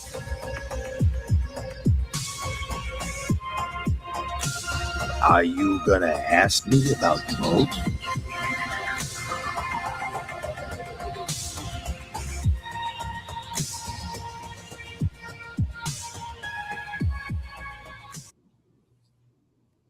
Well, that was a trailer for Nivalis. And again, like Joe said, it is a cozy cyberpunk game. If you are into that, I was gonna say, did they give a release date on this? 1 second, folks. I was gonna say, nope, just saying coming soon to PC, which basically PC and Steam and the Epic Game Store. So no release date as of yet. But I mean, if you're into cozy cyberpunk games, that's right up your alley. So I'm not against it. It's beautifully drawn and run. So, but like I said, I'll probably just stick to Cyberpunk 2077 on my end. But Tafari, Joe, anything else y'all want to add to that before we move on to the next? Yeah, I don't know how I feel about cozy cyberpunk. I don't know. I guess it'll be for somebody. Like if you want a more futuristic, cyber realistic-esque chill, because I was waiting for like action or some random twist to kick in and it didn't come. So yeah, probably not for me. I'm curious to see who does take this on. Cozy gamers will either love it or hate it, is my prediction. Pretty much. Joe, how about you? You're muted. You're muted, Joe.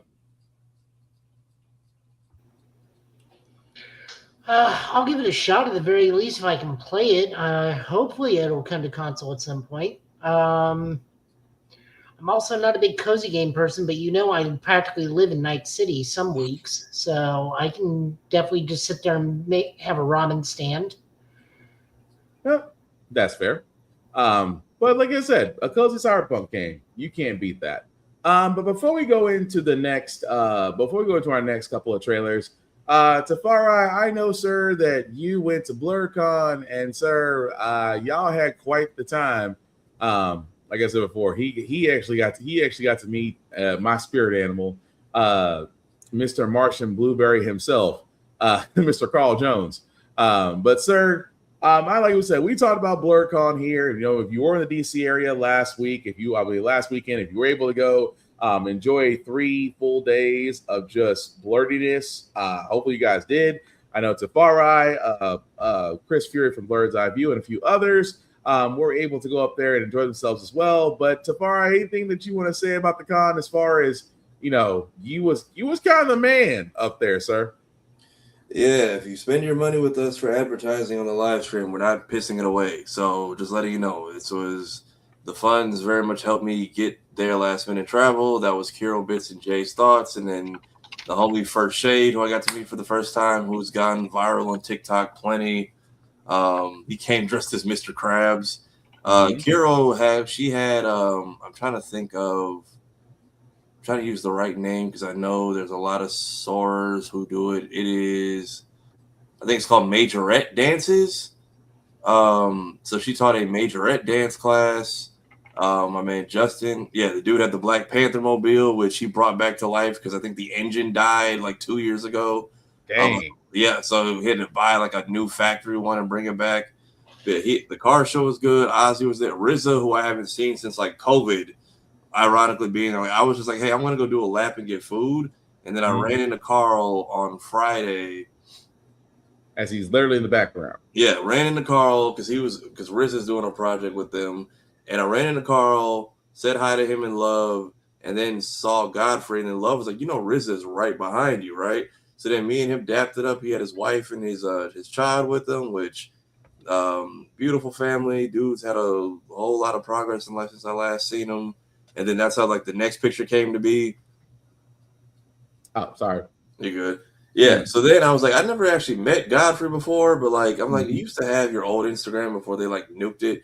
You used to send me like a lot of like motivational shit at 3 a.m. And then I'm like, I don't know if you thought if it was for me or if you thought I was somebody else. And then these two just laughed like, yeah, that's him. It'll be like Farrakhan quotes and book recommendations at 3 a.m. for no reason. And Godfrey's like, yeah, that sounds like some shit I do. I'm like, okay, so that was just something he did back then. But nice. First time meeting him, getting all them together. Yeah, got a hardcover copy of Weirdo because I told Tony I would buy a book eventually, but I wanted to like get it signed. So birthday gift to myself, I bought a book. And then I bought a copy for my sister and my brother, which brother should have his own base right now. My sister's is supposed to likely get in there tomorrow. Tony was also having a ball that weekend because he was right across from the Virus Graphics booth. So like right as I took this picture, Carl and Love brought Godfrey and RZA up to meet Ozzy and everybody, and I kind of helped with introductions. And even during the panel, Godfrey was like, dude, that guy Tony Weaver, man, I love his stuff. Like the way he incorporates everything together. So I think they finally got to meet this weekend too. Nice. Yeah, Dion, who actually runs press at DreamCon, was there, so he was kind of scoping the joint out. So a lot of the crowds are blending together now, especially in this current era, which I love seeing. So this is all like right in the same 5 minutes of each other. And then you got to see Ozzy, who is always a character. Yeah, so Ozzy was right there. So these pictures are all like a couple minutes apart. And I meant to get that video of you and Black Bunny because I know it's in here somewhere. I just have to get to it. But with you and Black Bunny, and then of course with the crew, of course with Chris Fury, with Love and Carl and RZA, in the Ed and Eddie cosplay, by the way, which I do love, and of course with you and Chris, because I still say you guys saved that. You guys really did save that panel. I'm gonna go ahead and say it because no disrespect to BlerdCon, no disrespect to those that are behind the scenes, but honestly, if it wasn't for you guys, y'all, that could have went south real fast. Yeah, and as to like why I am on stage in my socks. Oh yeah, there it is. Yeah, I got it. Let's see. Hang on. If not, I have the short link in the private chat if that's easier. You know what's weird? It's actually not playing the sound. Let's see. Am I unmuted? Yep, it's unmuted. All right. So the tab up top is muted. Oh, shit. Thank you. You were my... Oh, she temporarily blinded me. Fuck you mean temporarily? Bitch, you blind forever. You were my #1 hero in my playthrough, too. I was like, my black girl getting all the jobs. Thank you. And this is why I sit there and say achievement has been made. You got Black Lady to do her line from Dispatch, which I thought was pretty freaking cool. Yeah, so I got that, and I don't know if I put it in the chat, but I got the group shot for it for like when we did the Dispatch meetup. Yeah, so I was like, everybody do the thing. You know what I'm talking about? They're like, no, but I'm like, let me. I forgot. Everyone's 3. 1, 2, 3. Fuck you mean temporarily? Bitch, you blind forever. right, well, we'll do it.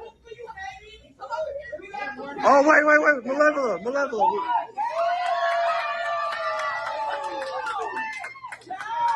On 3. 1, 2, 3. Yeah, so I was like, can we all do the thing?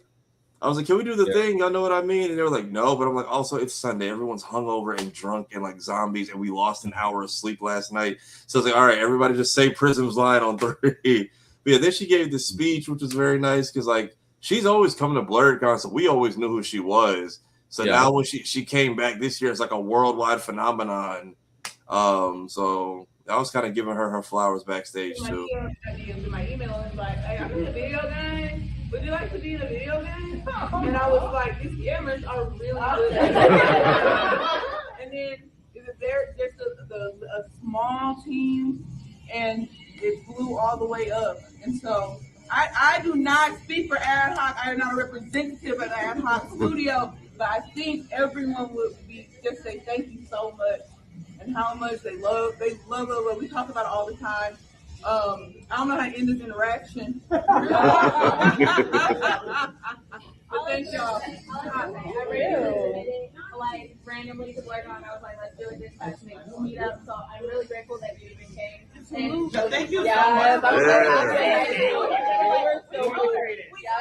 like, she knows. I was secretly hoping that please don't let you leave after the hoochie daddy short time. No. I'm at BlerdCon every year, just nobody knew who I was at before. We did. Yes. We did. I'm gonna have my table and stuff. Come say hi to me. Then we can take like individual selfies and all that stuff. Ooh, I know she hot. No, I didn't go to sleep, so I'm gonna go rest. Woo! Wow. And of course they had what was this Tifara, the dance instruction? Or so Kiro and Justin both do it. So she does kind of like I think they call them majorette dancers at like HBCUs. So she does like a majorette dance class to like video game music, whereas Justin has a video game dance music workshop. He was the one I was filming at Sonic Expo. And there's a game called, I guess, No Straight Roads, or that has a sequel coming out. And I guess this is like a preview track. But Justin does like actual dance and like choreography teaching in New York. So and then Lizzie in the back dressed as Trigun. She was like, I've been trying to make it to one of Justin's classes for years. And so I came in there, kind of helped him get some B-roll and whatnot on Sunday. Because Sunday kind of happens fast. His closing ceremony is at 3:30, so this is at like 11. I don't know if you can play the audio from it, but he's got a good ear for music. Him and DJ Tsunami. Okay, yeah, I was gonna say because of this audio, I didn't want to chance it. Okay, that's fine. I'm trying to think what else is in it here. was. But yeah, y'all guys. I mean, I could keep going because, like I said, as far in your case, you guys literally and figuratively, along with you and just CJ, y'all guys, and again, I love the. You want to tell the story of the flip flops and how you almost died on stage? I think if you keep going through the photos, it's in there. It's in there. Now why you give me a mission like that? I think like it's one of the screenshots I put in there. Yeah, that was Skip's panel. That's Kiro with the. Okay. Yeah, that's literally me trying not to bust my ass on stage. So, and I think they finally put the footage up. So let me see if I can find it, and we can all go through this tape together. But yeah, so I tried to like be cool and like, hey, I'm gonna walk off stage now and let Chris do this because I was literally running. I was basically doing laps back and forth. Trying to get the stuff together and set up the guest and find Godfrey, who was supposed to be on there, ended up being a special guest, even though he's on the schedule. Let me see. It's gonna be. I didn't think they caught you in mid fall. That's just a screenshot. So I set up my camera on the side, like literally. If you watch the footage on Blerd's Eye, I literally stab my tripod down and jump on stage. So that's just a screenshot of the footage I caught. But if you go to 1 minute and 20 mark here of the clip I just sent, and then I have dispatch meetup if you guys want to look at it. Yeah, if you go to like the 1 minute and 20 mark of what I just sent, and then you'll see. I was like, hey, I'm gonna get off stage now. And then, so like literally 1 minute, 20 seconds. I'm not up here very long. Yeah, me and Chris are doing our banter. Well, body y'all too then, damn. All right, we're here for the real people. We're here for Marshall Blueberry Consistent. Carl Jones, Love Jones, Asheru, we here. Yeah, I didn't know Asher was coming. That was a surprise to me completely. Do better than that, y'all. Gotta pick that up. Come on. I'm using Plank as a prop. There is going to be a Q&A session later. You'll see me running around with the mic, just looking for the man with the plank of wood, all right? Right. Put the mic down like a normal person, and yep. We planned that. So the whole fact to just like it caught my ankle and then like the little spot between my toe and my like feet. So that is why I'm on stage in that picture with Chris in my socks, because I'm like, you know what, I'm not doing this right now or like gonna hurt myself. And what you can't see when everyone's up on stage is me running behind that big ass stage. Like even when Godfrey comes on later, because like, who am I giving this mic to? I'm like, that's mine. I need it for Q&A. Give it. And then if you jump to, because this probably has a better angle of it. Let me see if I can find where it happens, where freaking Bill Johnson comes out of nowhere for Q&A. Because I was like, you know what? He's in full costume. I'll go ahead and give him the mic. Is this it? Is this it? Yep. Go to 1:14. 1:14? Well, right. 1 hour, 14 minutes.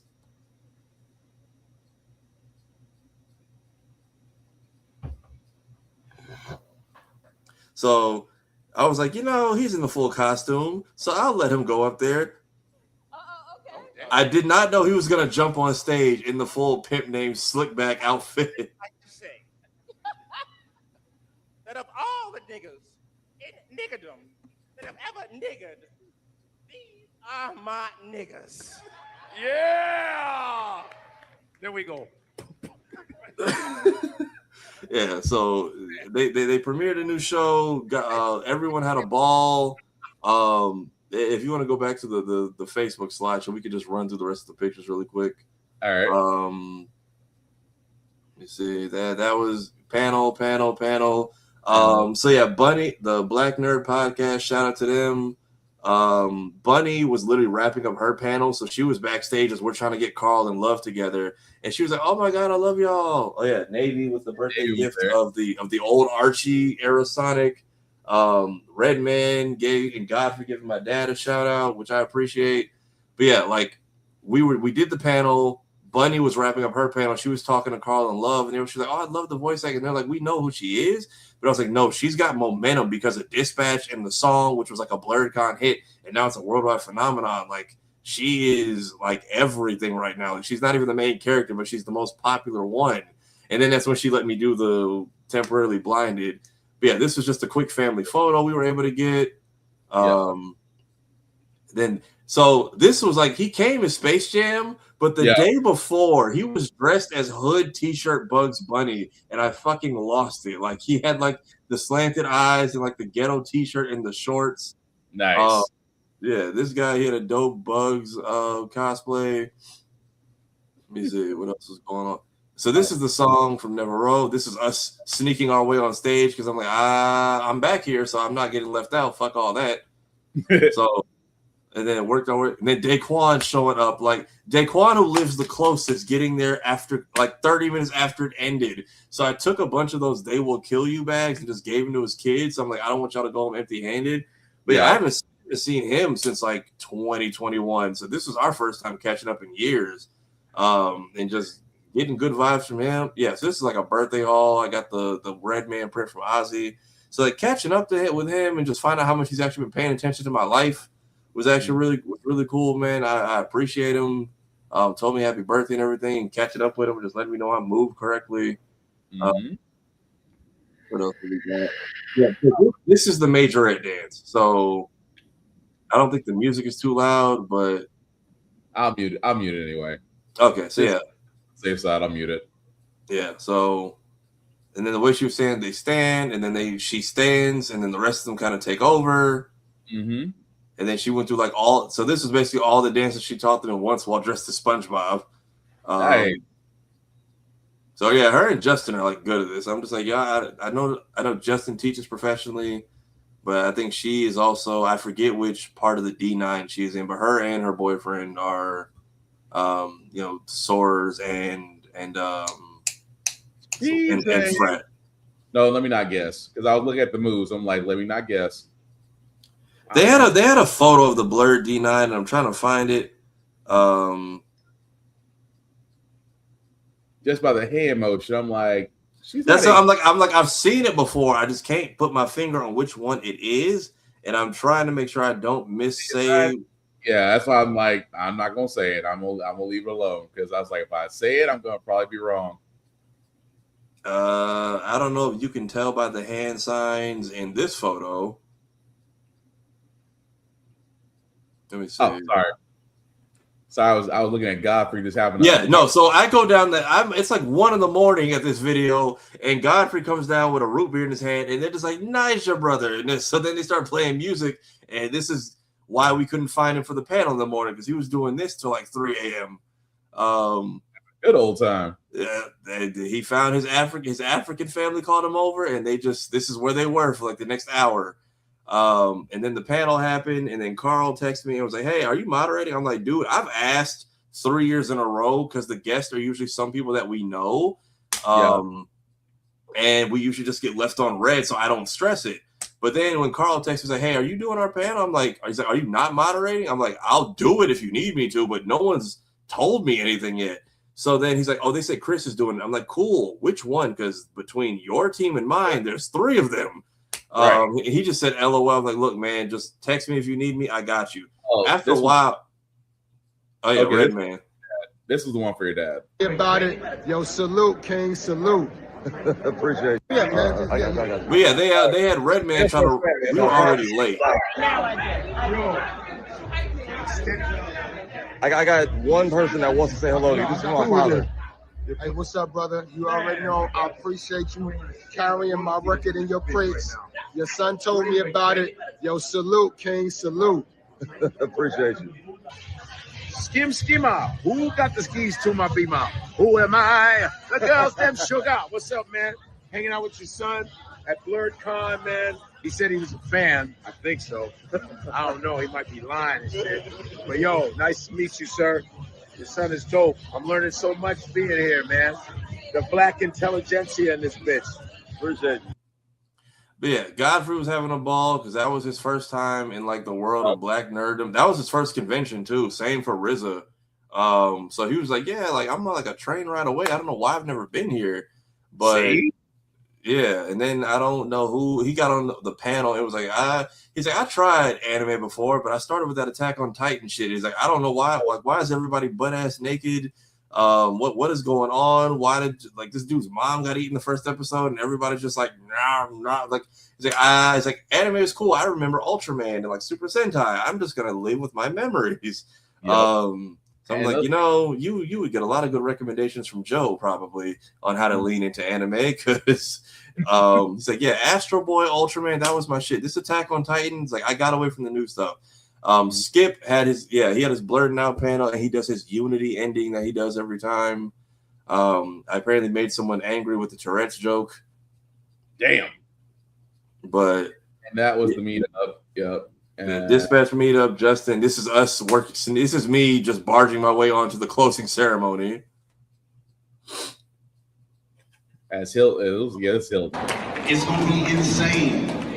So I look everybody from the BlerdCon team, associates, friends, people that hitch the ride in the back of the wagon. I don't give a damn who you are. Get your butt up on the stage. Everybody, go, go, go, go. Friends and family. My man Matt Houston that did the art and the graphic design right here.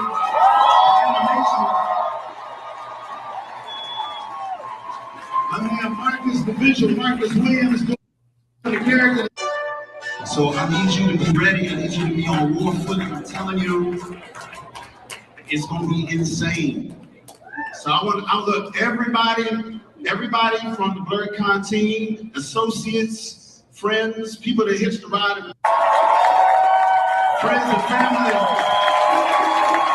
Yeah, so that's I'm used to the art and the graphic design right here.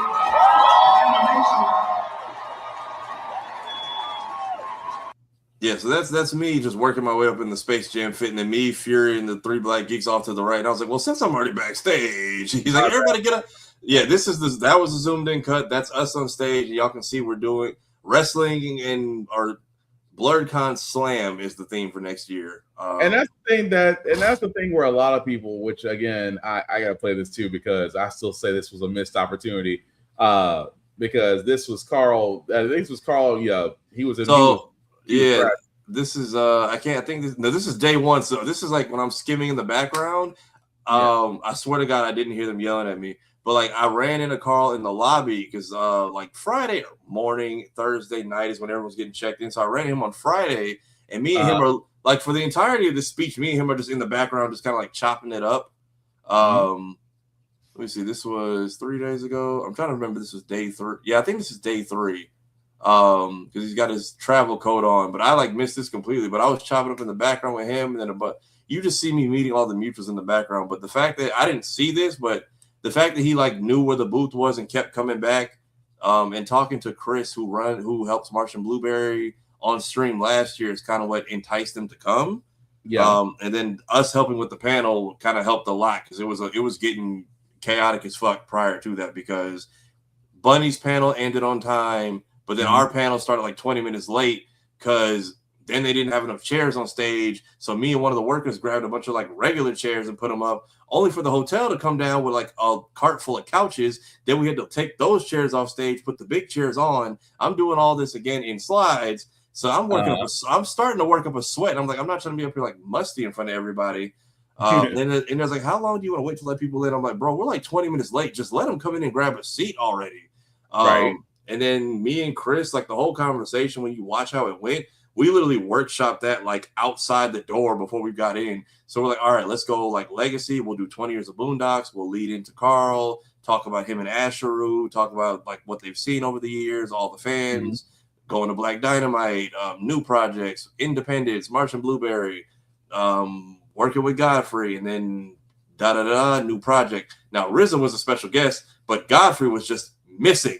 So they hit us up and was like, hey, does anybody seen Godfrey? Oh, he's at another panel. I'm like, first he was missing. Now he's on a panel that was not on the schedule. So then they come and say, oh, we're going to make Godfrey the special guest. So I'm trying to like signal to Fury, but I don't know how to make the text on my notes app big enough. So I'm like running to the other side of the stage as to not be on camera, like holding my phone like this, trying to make it bigger and zoom in. And he's like, oh yeah, I got you. And I guess he didn't read it correctly, or I didn't make it big enough because then he started saying, I was like, we got a special guest. And I'm like, not the one you think it is. RZA, sit down. Godfrey, come here. And then he pulled, because Chris from Martian Blueberry is in the back trying to set up Godfrey to play a clip, because now Hilton is coming. It's like, we're going to make it like a WWE entrance. Like, I know y'all not having a Black Dynamite panel without me. I'm like, or he could just be in the chair that's already on stage waiting for him, because like it's empty for a reason. So at one point you could see me just come from backstage and they're like, we got a special guest and a problem. I'm like, just roll the clip, Chris. So then they play it. Then Godfrey comes out. They have a ball. But yeah, so I didn't know Carl even did this right here. So him coming back to do this was much appreciated. We got Carl Jones in the building. Everybody just coming through this whole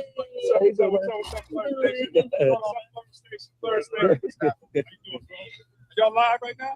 Yeah. Oh, shit. Hey, what's up?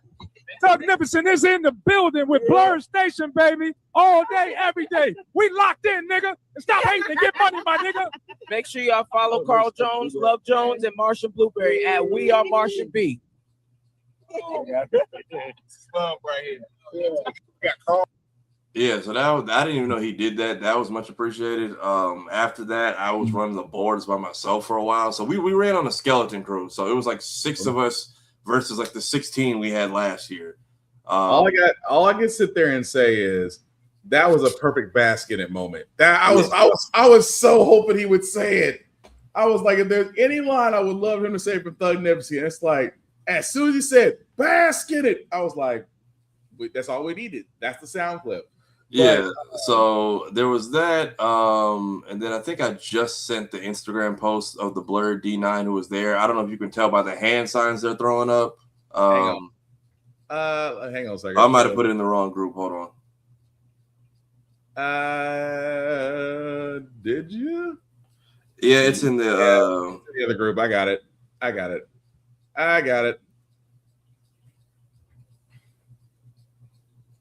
Yeah, so that's Kiro and Jay. I don't know what sign he's throwing up. Ooh, so let's see. Q, Sigma, Delta. I can't see your hand. I think when they turned, if you go to the second and third picture, I think they turned around and threw some signs up too. Okay, that's I can't. She's got one finger up. I can't tell from her. She's definitely Rho. She's Delta. She's Zeta. Q. I want to say Kappa, but I can't make out that hand. But he's Sigma. I know the two boys right there. I know the two gentlemen right there. They're both Sigmas. But I can't tell old boy in the front with the red, and I can't tell old boy in the gray. I definitely know he's a Q. I want to say old girl in the left might be AKA, but the way she's got her hand turned, I can't see it. So maybe it's a lot of maybes. So I know. Let's see. I put another one in the actual group chat this time. I think a lot of them were from Skip's frat. Okay. Yeah, because I can tell. Yeah, those two are definitely Sigmas. Q, Rho, Delta. She might be AKA. Old girl in front with the wig is definitely AKA. She's definitely AKA, but I can't tell the girl behind her. I don't know if she's AKA as well. But again, I love the fact that the representation, so I'm not knocking it. Yeah, the D9 has been rolling deep at like the convention scene the last couple of years. I've noticed like they have been like even at DreamCon, I saw them kind of doing like the step routines and everything, and I think that's part of what KB's like majorette dancing is about. So if you go to like the latest one I just put in the group chat, you can see the wait a second, because I forgot I got that many windows open. Ours or in the Get Big group chat, Skip has everybody throwing up the sign and I think saying the thing. So okay, got it. All right. Oh, that is not new. Oh no. I don't know what the real. Me and Skip will have to have a conversation because that was not the real, sir. That should have popped. I am so glad I did not have that up. Woo, that would have been a lot of explanations. Let's try that again. God bless. That went south quick. Yeah, I know Kiro was a majorette dancer at whatever HBCU she went to. And then I know Blurred D9 was trying to do a step show, but then they ended up getting axed last minute, unfortunately. But yeah, Skip has the. I don't know if Skip took it down or not because now it should be playing. It just says hey, the MAB was in the building. Hang on, because I was like, every time I click on it, it just takes me to a different reel. But let's just go directly to his thing because if it's there, it should be there. Yeah, so blurred over. Oh, yeah. Okay. Kiro's an AKA. Okay, that's why. Okay, that would make sense because it was bugging me about that for a second. Okay, so and then I think you go to his reels, the play button in the middle, next to tags. Damn, there we go. Oh, got it. Yeah. Yeah, that's all Sigmas. Oh, okay. So Sigmas was heavy in the building then. Okay, they're all Sigmas. There's not a different among them. I know I'm Sigma, Skip Sigma, so yeah, that's all. 6 Rikage is a Sigma? Dang, I didn't know that. Apparently, I did not. Hey, look, I didn't know. I didn't know he was a Sigma because he's right there. I didn't know he was a Sigma too. But all right. Nothing wrong. Blue 5 in the building. But no, it just, like I said before, the reason why I wanted you to talk about it, because again, BlerdCon, as we've said it before here, we've said it on Blerd's Eye View, it is an entire vibe. We have said it, we have really said it and keep on saying it. BlerdCon is growing. And of course, they are, like Estefar said, they are having their next year, 2027, is going to be called Slam. If you get a chance to go, please go. If not for yourself, it is a vibe, it is a culture, it is a homecoming, and as others have said, they're going through withdrawals right now.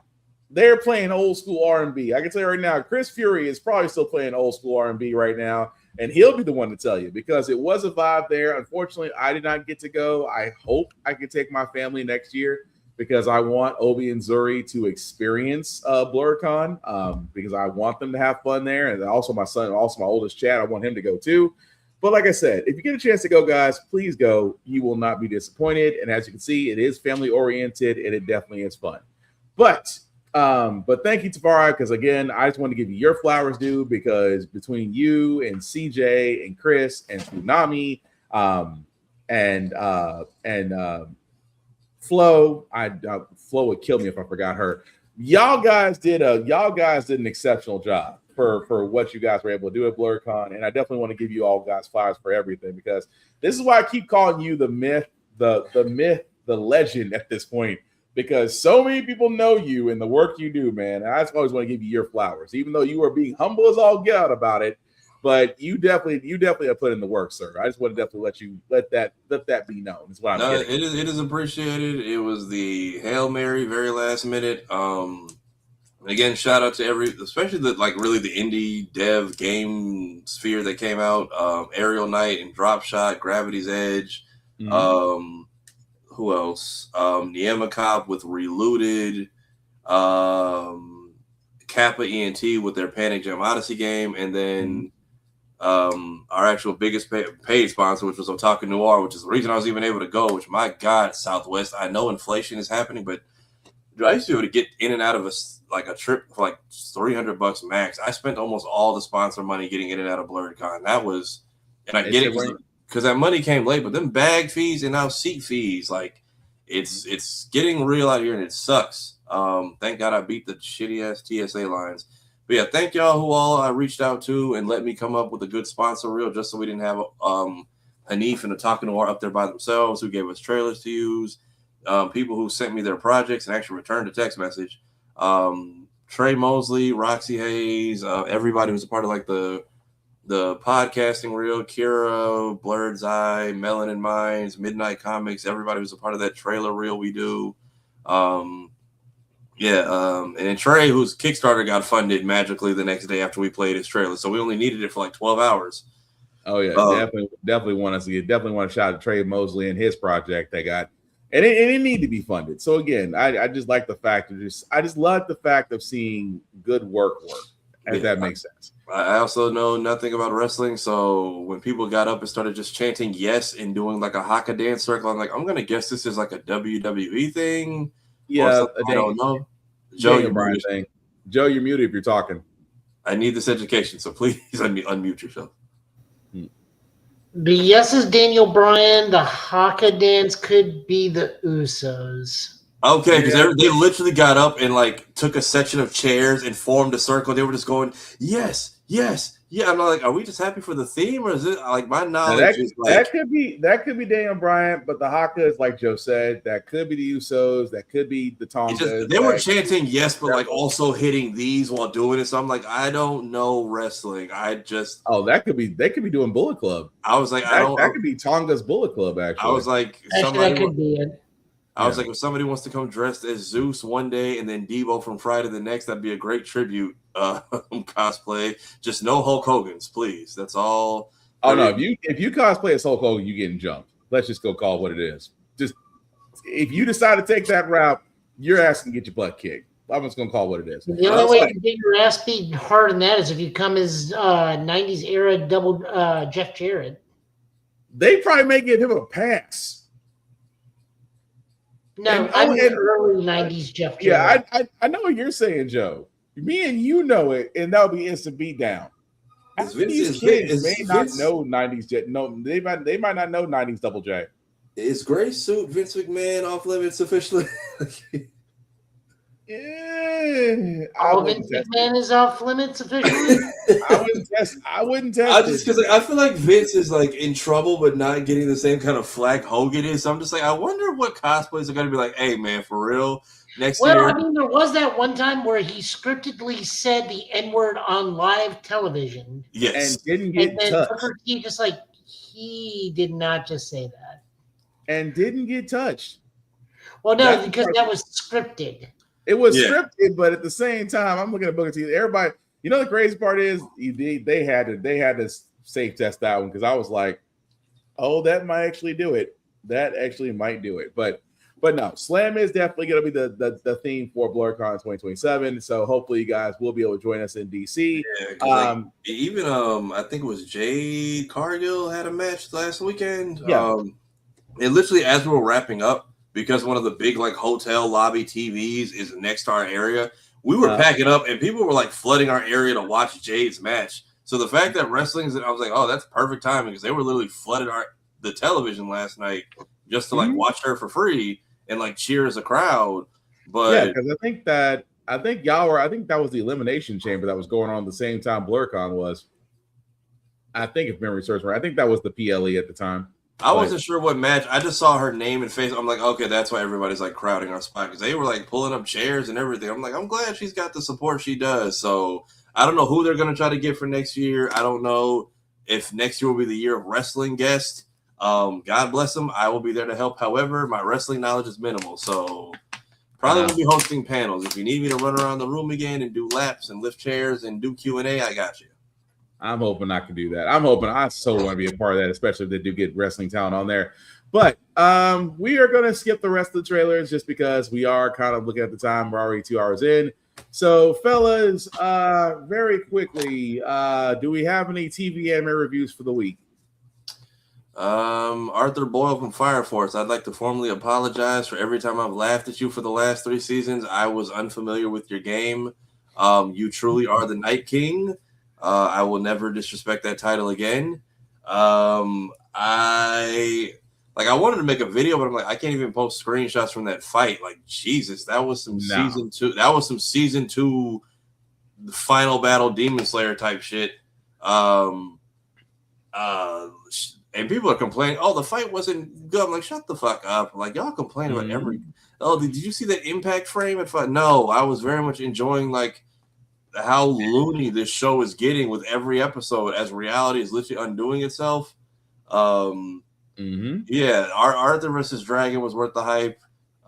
Catching up on Haikyuu. Apparently that rooster fight anime is around the corner, so I guess we can check that. We can start watching that as a group, maybe. Yeah. But that's it for my watches. I'm behind on everything because of BlerdCon. So, Joe, what you got?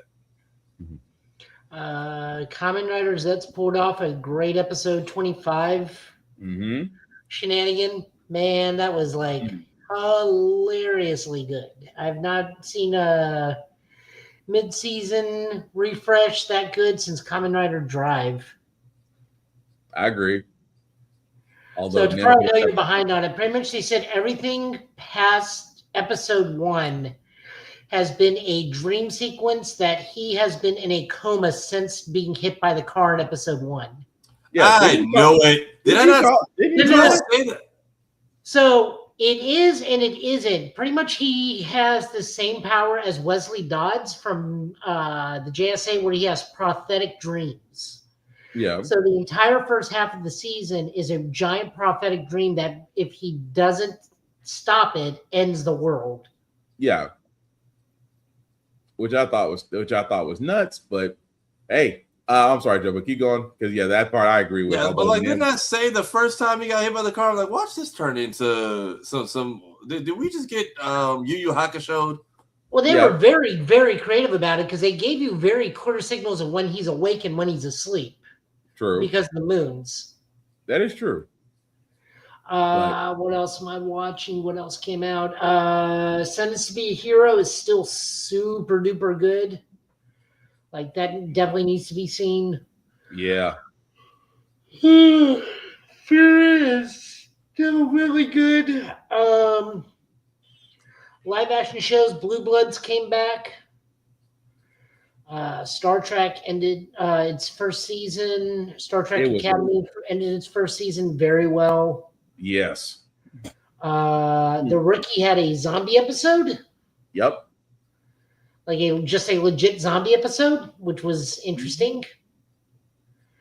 I think the episode was his name was Martin. Yeah. Yeah. That was so good. Tojima Wants to Be a Kamen Rider is just one of those fires on all cylinders and like the weirdest and like all the cylinders are nowhere close to each other. Just you have to love him. You have to love him. Honest to God, if I can afford it, that's going to be an MTAC costume. I just got to go on eBay and find a festival mask. You know what? I wouldn't be surprised. Yeah, Starfleet Academy is really good. And I got like 3 episodes in. I need to catch up. Yeah, Starfleet Academy is really good. I think it's only capped out at 8 episodes for the first season, but yes. 10. It's 10? My bad. 8 episodes. 8 episodes. Is it 10? Are you sure it's 10 or is it 8? I think it's 10. Well, actually, I mean, I have my phone right here with the Paramount Plus thing. I can just look. He fought a bear. Well, yeah, he did. Help the bear. He helped the bear because the bear was asking for help in the first episode. But no, Starfleet Academy is definitely worth a watch. Again, it is a very different Star Trek, but again, it is one of those that really, I'm gonna be honest with you, almost everybody can get into. 10 episodes because episode 10 dropped last night. Okay, so Monarch. Okay, Monarch. Season 2 for Monarch is out now. Yeah, it should be. Yes, season 2 for Monarch is out. Everyone is. I love the internet because everyone is just the same as us. It's like, oh, we're fighting Biolante. It's Titan X is like, motherfucker, that is Biolante. Do not cross us. You are new. We are not. Oh, we have to be nice, Joe. We have to be nice.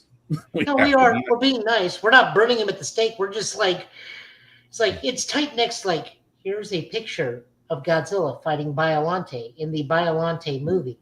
This is just Biolante.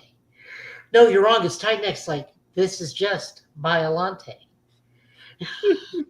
Any other updates, Joe? Zootopia 2's on Disney Plus. Did that finally drop? I've been seeing all the promos. That come out? Yeah, it did drop today, didn't it? No, Wednesday. It dropped Wednesday. Oh wow! I'm way late. Joe's talking about. Bama, what do you mean? Which show are you confused on? He's talking about Monarch. Yeah, it's Monarch Legacy of Monsters. It's the Godzilla movie spin-off show. Yeah. It's set between each Godzilla movie. Yeah. So season 1 is set after Kong meets Godzilla, or after Kong versus Godzilla, New Empire, and this one is set post it, and it's going to be setting up Supernova, which is the Godzilla versus Space Godzilla movie. Yep. So either way, it's going to be a lot. Which is on Apple. Yep, you are correct. Monarch is on Apple. On Apple TV Plus. Yeah, Zootopia 2 dropped. Definitely worth a watch. And apparently, they announced who Mother Gothel's going to be in the live-action remake of Tangled. And which it's like the perfect cast ever. Yeah, Catherine Hahn, right? Yes. Okay. A remake we don't like. Why are we remaking that in Moana? Like, y'all just got So here. I'm okay with them remaking Tangled because that undoes Zachary Levi being Flynn Rider. They have to erase that from existence. Wait, what's wrong with Zachary Levi's? Remember the guy who played Shazam and then thought Shazam 2 was screwed because of the writing, and then he tried to trash DC, and then he pretty much got blackballed from DC. Zachary. Oh, right. I don't know why my mind went to the guy who played Siler from Heroes. Also, he went like full anti-vax and other things. Yeah, he went full Kirk Cameron. Yeah, so What we're saying here is it was Agatha all along again. Yeah. All down the witches. Anybody that's going to be a great person that's going to be a mother who gaslights the shit out of her daughter, it's going to be Catherine Hahn. Yep. Yep. Oh man, I don't have any updates myself. Like I said, a lot of the stuff that Joe has already went over, pretty much I agree with him. Didn't really get to catch up on a lot of things because again, life be lifing, but hopefully next week we'll have what we need from there. So we are going to go ahead and cap at this point, guys. We do thank everybody that liked, that watched, that West go live. We certainly appreciate that.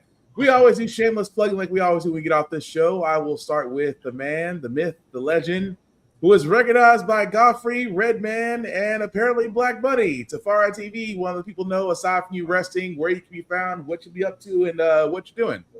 Yeah, shout out to everybody. It was good finally meeting Godfrey, but that was my first time moderating a panel. Great way to bring in Chapter 31, which moderating a panel for people I've met at different points in my life and connected with, and now they're all together as a unit. So that was a perfect come together. Please, if you get a chance, little ramblings here and there on my main channel, Tafari TV, but that's kind of slowed down while I play catch up on the logistics and stuff from the stream. If you were on the stream, I've timestamped it already and found everyone's social, so that's done. I just got to get numbers and stuff back to the people who let us use their projects or gave us money. And that's still, it's been a week and that's still taking me some time. I posted, if you go to my gaming channel, you can see some of the goofiness there. I got to do the Dispatch cosplay meetup, which I posted. Me and Black Bunny got to do the Prism voice line, which was hilarious.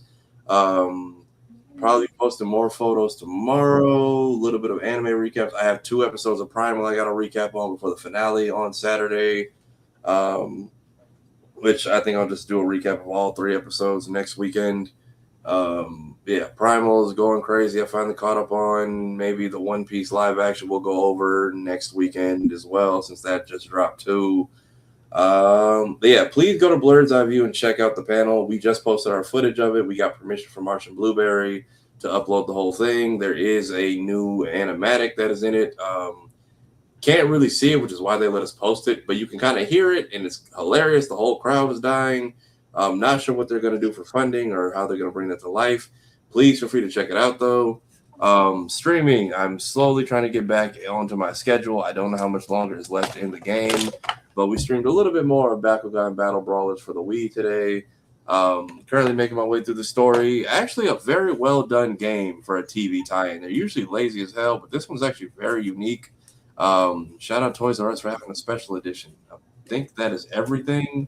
But yeah, follow my Instagram. More birthday BlerdCon adventures will be posted soon enough. All right. Thank you for that, sir. Also a busy man about town himself. Joe, want to let people know what you're doing and where you can be found and what you're up to, sir. Sleeping, working. That's pretty much it. Sleeping and working. No, serious answer. I am either at my first job, way too much because now I put in about 10 additional hours of overtime in every week. So, got to make money so I can stay where I'm at. I refuse to take part in national traffic if I don't have to. Look, if you're here, you know that's valid. I know exactly where you said. That's why I said fair. And if I'm not here, I'm over at Middle Tennessee Gaming, helping out in gaming the best I can. Apparently, we're going to be starting up Shadowverse. We just got a debt trading card game because we found cases for only $100. So now we're just tinkering with the in-store communities, tinkering with Gate Ruler. Which is actually a very fun game, but came out during the middle of the pandemic and only made it 5 sets before being canceled. Okay. I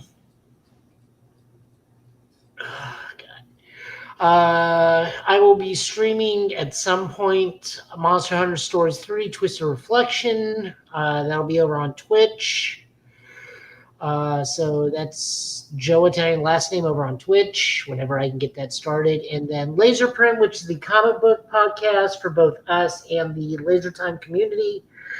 Now, I don't know if I'm officially unofficial or unofficially official because both TL and Chris have both blessed and shouted out the podcast on main podcasts. So I don't know what Nice.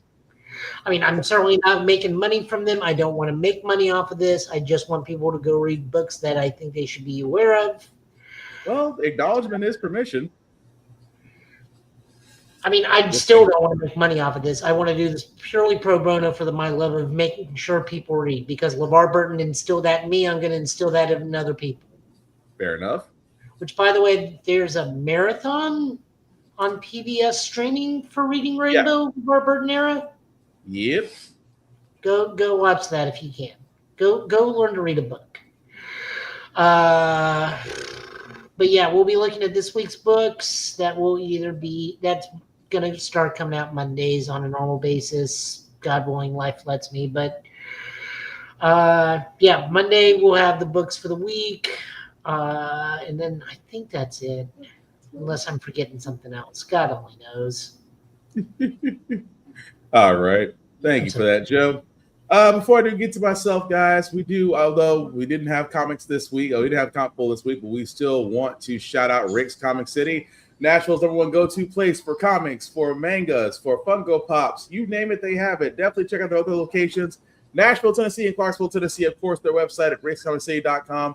Let them know the guys at Get Bit sent you. Again, you see us on their televisions. We show them love.